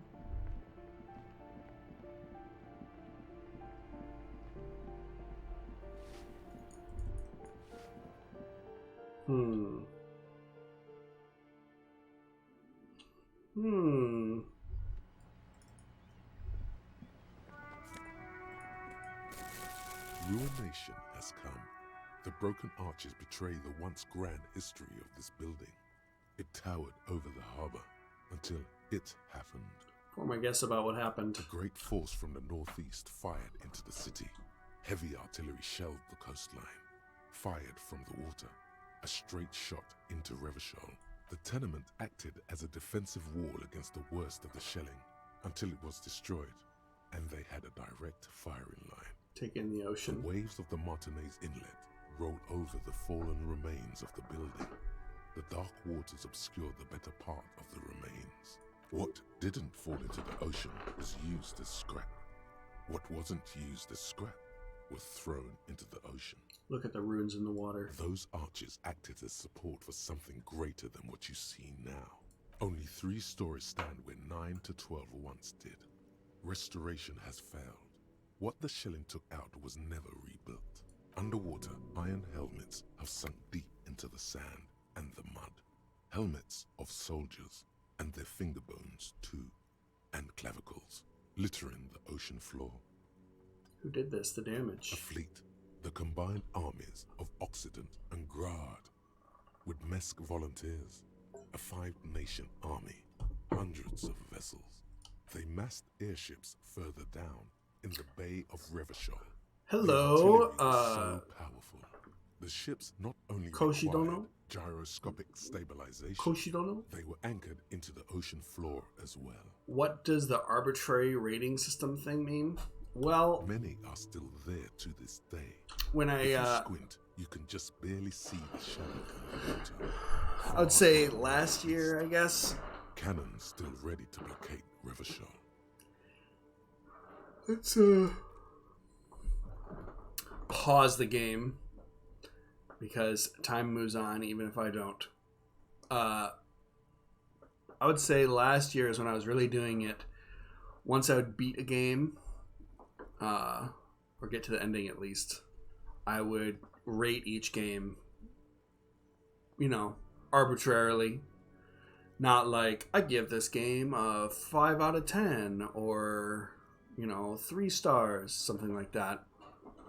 I created this little scale over here to rate each game based on a few different criteria that were kind of abstract. The first one is, I have to try and remember what my acronyms even mean here. It's a scale of +5 to -5. And it's not an absolute score. It's kind of like a gradient. The first one is Mysteries of Esoterica. Just how many secrets the game contained, how if there are hidden things that you have to find, if there's like some meaning or secrets that the game was trying to impart on the player. So like a +5 would be like the game is full of secrets, and a -5 is like the game is like straightforward. You just like hit the button, go, and then that's the end of it.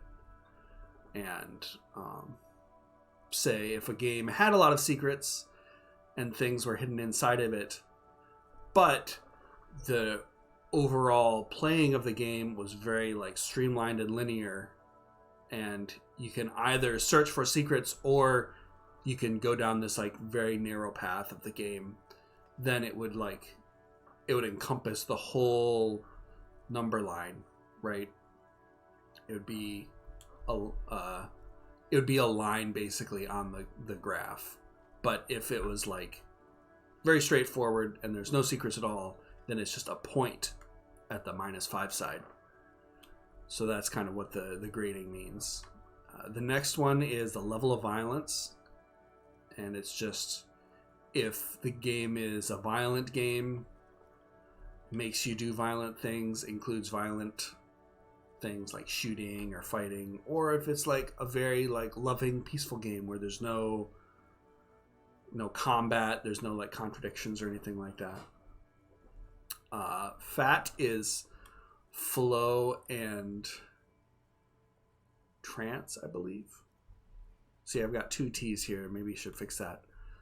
It's just about getting into like the flow of the game.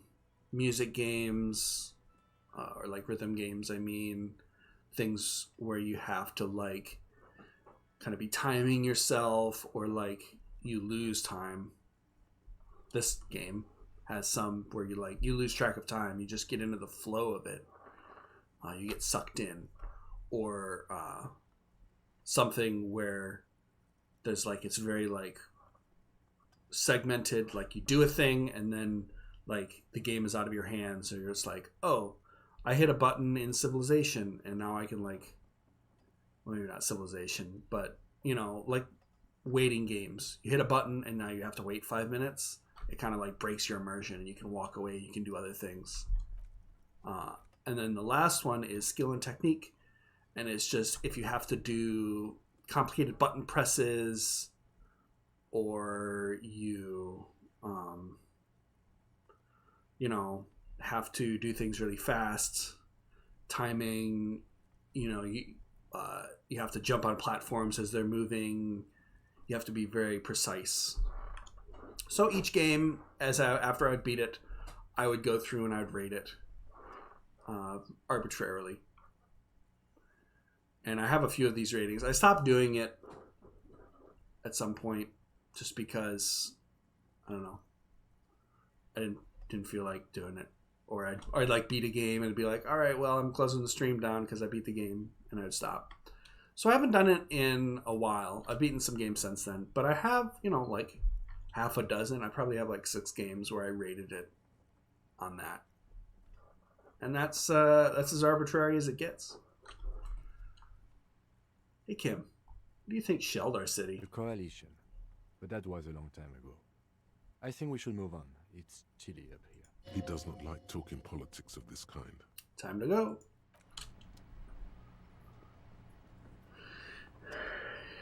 You definitely like the third one. Probably the most important for single-player games. Yeah. Single-player games, but I mean, like, multiplayer games, too. Like, your MOBAs, your Dotas, and your League of Legends.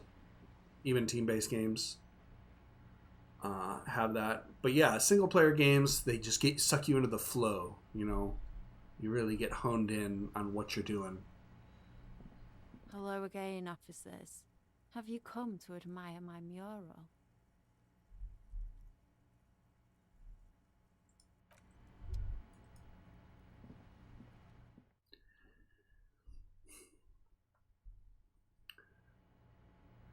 What's my build so far? Well, let's take a look. I went with the old 4422. Maybe not the best build, but what do I know? I'm a conceptualization kind of person. Got some visual calculus, shivers, interfacing, and perception. Is it good? I wouldn't necessarily say that. Oh yeah, I also have Inland Empire. Is a 7. Conceptualization, Inland Empire. You went mostly intelligence and psyche. Yeah.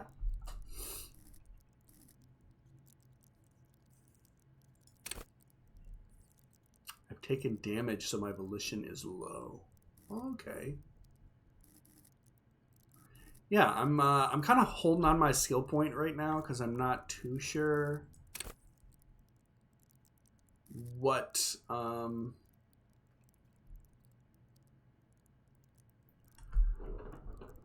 yes. Yeah, thank you for the follow. Yeah, Lame Llama Llama was just here a second ago. I mean, maybe they're still around. Chatting it up.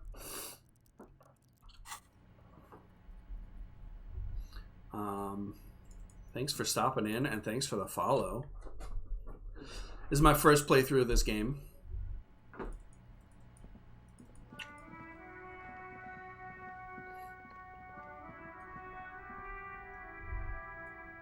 I'm definitely a little bit stuck right now. And it's not a hard type of stuck. Never finished it, but really like it. I feel the same way. I mean, I haven't finished it yet, obviously. But they really did a good job. I think if you're a fan of like point and click adventure games, they really did a good job. Yeah. It is depressing for sure.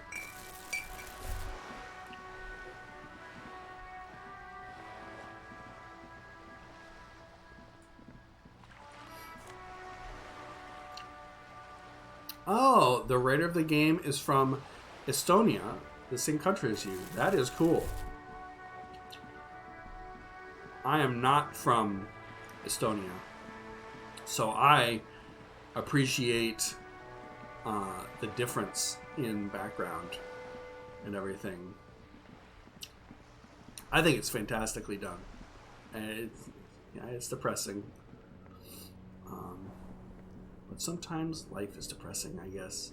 That's what the game is trying to tell us here. I have really outdone myself. Yes, that's what you need, Gaston. More padding on that fat arse of yours. I hope your heart gives out. René, it's a little pleasures. Life doesn't need to be a struggle. Really feel bad for the main character. Hello, officer. How might I be of assistance on this fine day? Yeah, me too. I've been sticking with him. Trying to help him out. Tell me again, what do you know about the dead man? Let me think. I'm trying to comeback story. One was hanged and left on a tree for a week. But that's all I know, really. Really? You know absolutely nothing? No, officers. I'm sorry. And I really would like to assist. You are both good guys. I can see that. Then help them, you wimp. You have plenty of shoulder with the ghost caviar in the Union. Someone must know something. He means caviar socialists. I wish I could, but I just don't know anything. I always keep my nose clean and don't gossip. Everyone knows and respects that. Odd. He doesn't seem to be lying, but there's something off here. Sounds a bit like you're holding back. I'm not even anyone. Of course he's holding back. His mouth is so full of Union prick he can't even speak properly. Can I at least finish my fucking sentence before you piss on it? Is that okay, René? I'm not anyone important in the Union. I just know Evrard. How do you know Evrard? Everyone in Martinez knows the Clare brothers. I taught these boys human studies and history in the gymnasium. What do you know about history? You never witnessed history, only heard about it years later, when it had already moved on. The old soldier mumbles something under his breath and turns to face the sea. There he stands, proud, rigid and alone, like a cracking marble statue. Ooh. Let's try not to get caught in a crossfire. Lest we leave riddled with bullet holes. This animosity is ancient. Oh, are you a union member? In many ways, yes. Like an honorary member. Oh. I attend meetings and parties, help with little things. Evrart, Edgar, and the older debarders all know me. In many ways? Oh, yes. So you're not an actual member? Not in the technical sense. I don't have a vote or a membership card, but Evrart keeps me on the payroll, just for the little things. So that's what it was before. Him hiding something. He tries to make it look like he's a big deal in the Union, and now the illusion is disintegrating before your and Renee's eyes. Lame Llama's lurking in the back. No worries. He doesn't know anything. Keep on lurking if you need to. No one tells him anything. He's an outsider. Of course he's not a member. He's not a member of anything. I knew that. He's a Weservein. Turns to where the wind blows and tries to look important. I hate the socialist rabble, but even siding with them is better than living your entire life on the fence. Never committing to anything. Pick a damn side already. What are the little things you do for Everett? Writing work mostly. Occasionally, he needs something written, and I happen to have a way with words, people say. What kind of things you want to write for him? Oh, nothing official, I assure you. Just essays for the newspapers. About Martinez and how things are and how they could be. Evrart and I have these long talks where... Yeah, I can really see how people would want to play this multiple times to get all the juicy bits out of it. Well, he tells his little penman exactly what to say. It's commie propaganda, plain and simple. You should be ashamed of yourself. Are you a caviar socialist? I don't even consider myself a regular socialist. Politics is not really something I involve myself in, officer. Wait, how can you write those newspaper pieces if you're not political?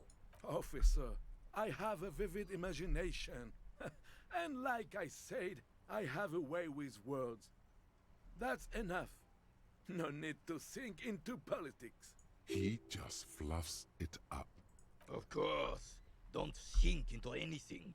Don't sink into any fight. Only sink into your couch. I feel like this game is the opposite of what's popular in gaming these days, where there's no instant gratification. Yeah, I could see that. It really kind of like leads you on, like, oh, there's secrets here. The total opposite of gratification. Yeah. There's a lot of things where there's like a locked door and it's like,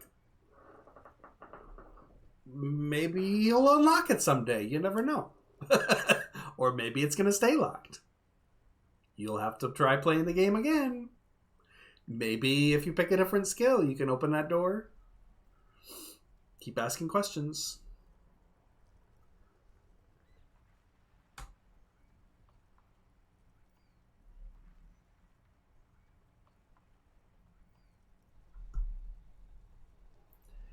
I'm in my playthrough is looking for ghosts, so yeah, maybe I'll find a ghost back there.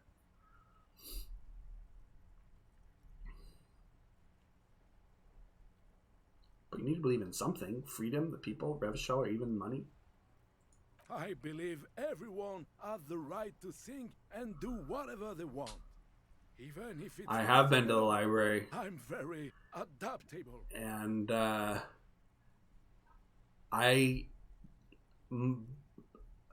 probably half an hour ago or less, I tried breaking into that door with my arm, and it hurt.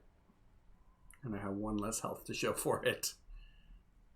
Come on, you. I think that's all for now. No, thank you. For being consummate professionals. You'll have this case wrapped up in no time.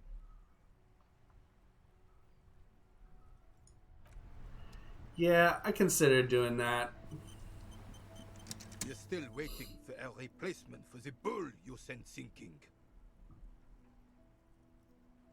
Renee, I found your guard booth. Yes, the Debardeurs Union pays me to stand vigil during the nights. Not out of any political allegiance, mind you. I'm an old man. Don't sleep more than a few hours every night anyway. He feels like he has to justify himself for some reason. I did way too much for one jump. It's a jump scare. I mean, I'm not too physically strong in this character run, so I don't think I'm going to be able to get into that door by shoulder checking it.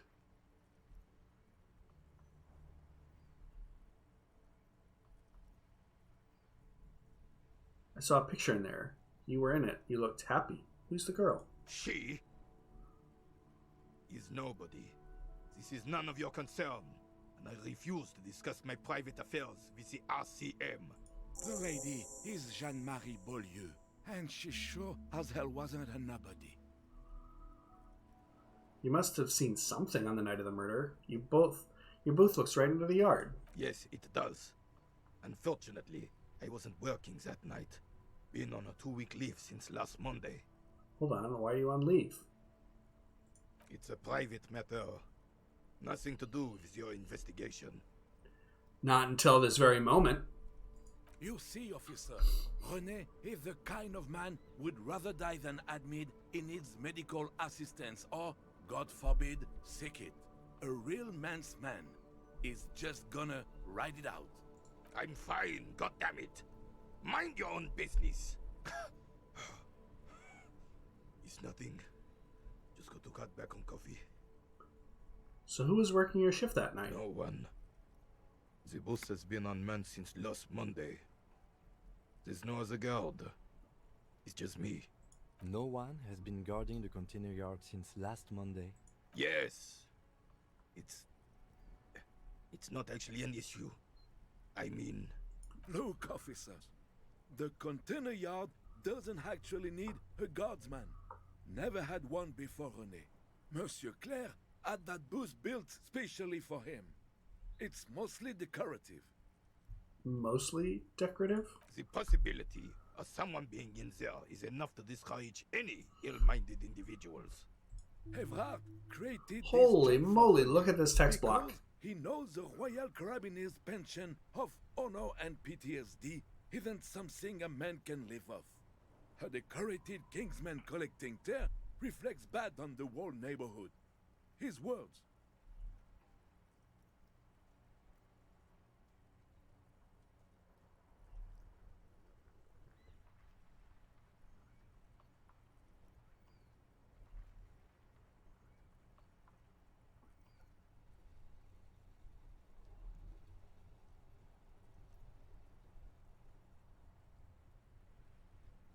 There's absolutely nothing wrong with tear collecting. This is my side thing too. Proudly hold out the tear bag. Oh, I didn't mean to imply there's something wrong with that. I do it too. Everyone does it. It's an excellent side thing. Yes, yes, yes. Can we conclude the topic of my guard booth now? He is not going to become an entrepreneur. Got it, thanks. Yes, yes. Like I said, it would be up anyway. So might as well keep an eye out. It keeps my senses sharp. Oh man. Salmon poke bowl. Oh, that sounds good.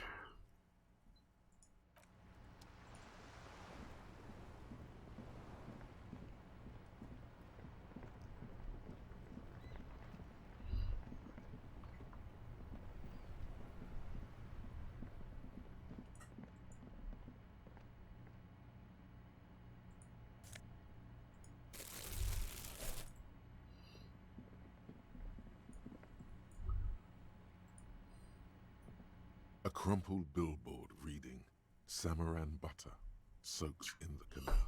Two Poke, ugly lines poke, mar the poke. bright countenance of the blonde boy depicted. Ooh. The sign billboard has fallen on the waterlock, keeping it open, and thus out of order. I haven't had one in.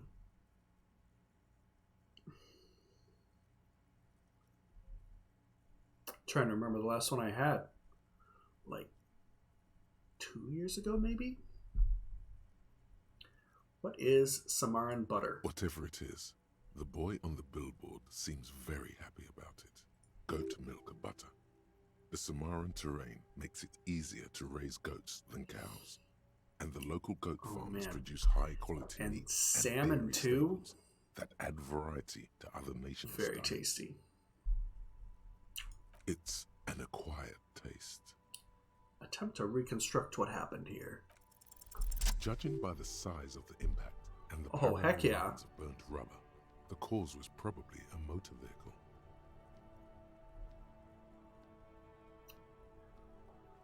Smoked salmon. Very nice. Look at the crater. Side slip marks indicated that the vehicle was traveling up the crater at 35 kilometers an hour. Look at the roof of the shack. The black marks on the roof indicate that the vehicle vaulted from the crater. to Salmon the with roof the of spicy ship. mayo. You gotta get some of that Kewpie mayo. Look at the sloping middle roof panel. The panel served as a takeoff ramp. Look at the broken posts. The vehicle soared through the air, hitting the billboard and upsetting the posts. Then it continued its flight, taking the billboard with it. Slicing avocado thinly and dipping it in soy tastes a lot like salmon. I think I'm out of avocados right now, but another good thing. Avocados and soy sauce. Look at the sign. The sign broke the vehicle's fall into the canal. The Samaran butter billboard still looks freshly painted, suggesting it took the plunge recently. How recently? Within the past 72 hours. Look at the opposite bank. Still speeding, the vehicle made a loop and vanished into the fog along the coast. What was the model of this phantom vehicle? There are two good candidates, the Caprice 40 and the Linear G22. Why the Capri 40? It's about the right size, and the tire marks look like they came from the skinny tires frequently found on that motor carriage. The Caprice 40 is a very popular model, with bank clerks, topping pie delivery drivers, secondary school teachers, cops, strippers dressed as cops, undressed strippers. Why the Nelia G22? Very sturdy but light motor carriage. More likely than most to survive that jump. The Linear G22 is not a particularly popular model due to its peculiar proportions, which the manufacturer's design team probably thought about for too long. You'd have to follow the tracks to be sure. The lieutenant looks on, waiting for you to wrap up your analysis. Any theories about what happened here? Oh my gosh. It is right around lunchtime for me. And I haven't had lunch. And it's about the time in which I end my stream.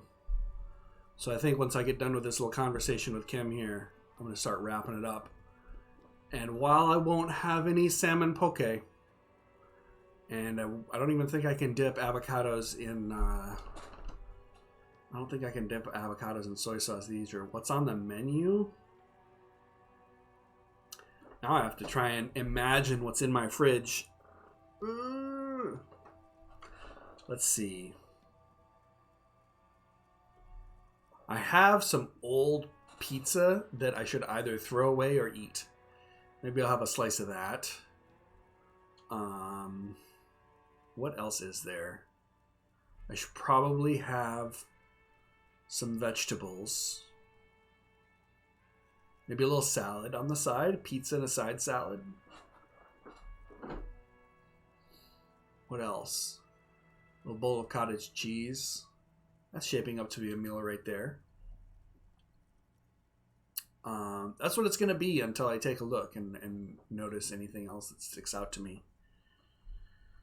Are there any leftovers?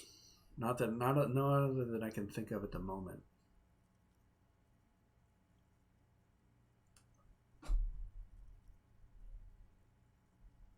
Yeah.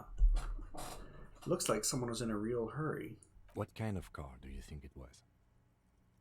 I believe it was a Linnea G22. That's quite likely, from what I can tell.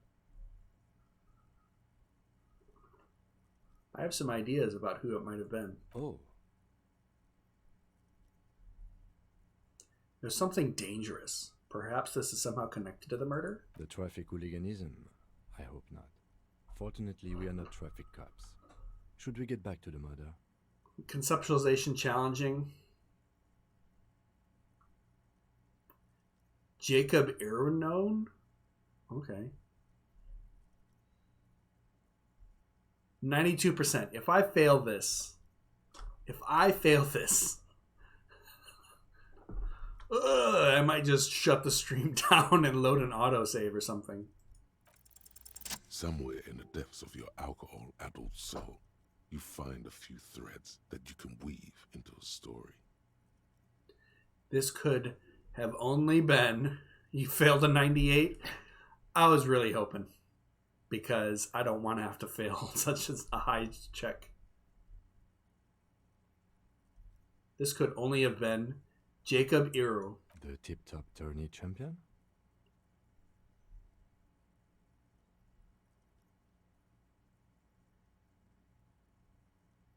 After the untimely death of dear friend and fellow racer Alfie Delatraz at Fjordhammer, Jacob Iro was desperately chasing death on the racetrack, but death eluded him. The lieutenant patiently listens to the words coming from your mouth. After quitting in frustration, he became a recluse ghost driver, searching for death on the streets of Revachol, speeding. Jumping canals at night? If I was Jacob Irv, I wouldn't drive in Martinez. The roads are awful. In conclusion, it's a colorful theory, but I don't believe Jacob Irv did this. Should we go? No, we need to find this Jacob Irv before the tragedy strikes. If we must. I'm not expecting him to get far with this. The lieutenant consoles himself.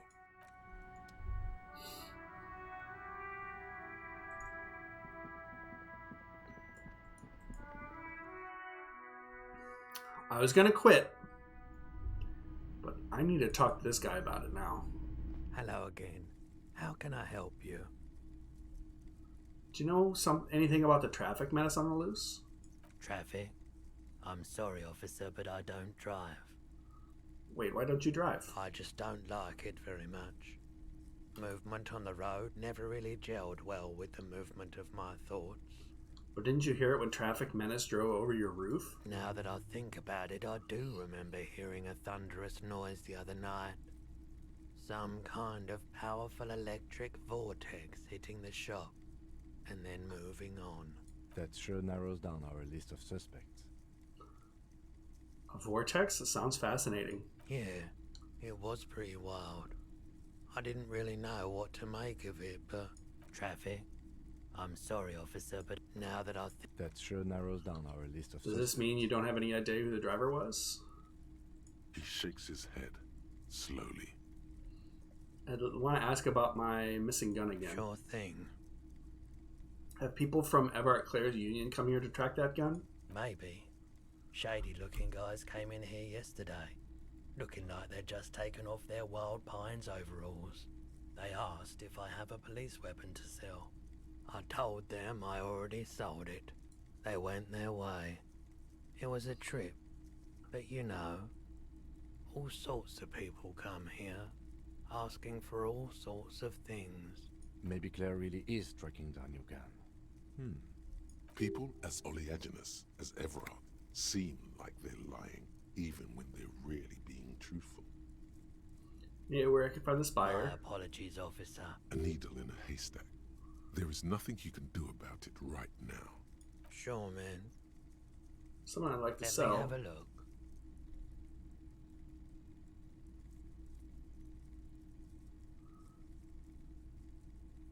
I have a fascinating photo of a corpse to sell. Oh, no. I don't like those kinds of objects. No sale. You know what the tattoos mean? A photic path, counter-radiance network, anti-magnetism. It's darkness. That's all I know. Sell me something lighter. You have absolutely no idea what aphotic paths are, but the tattoos on the man are not that. Check my pockets. Anything else you're thinking of selling?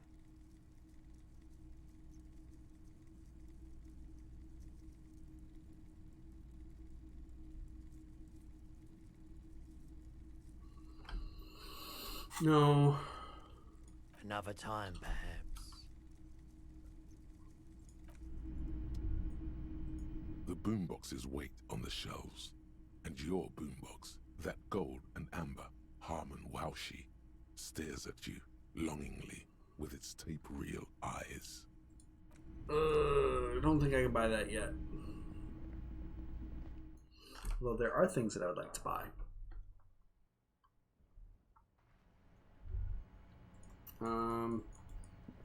Okay, well, I think I'm going to be a man of my word and safely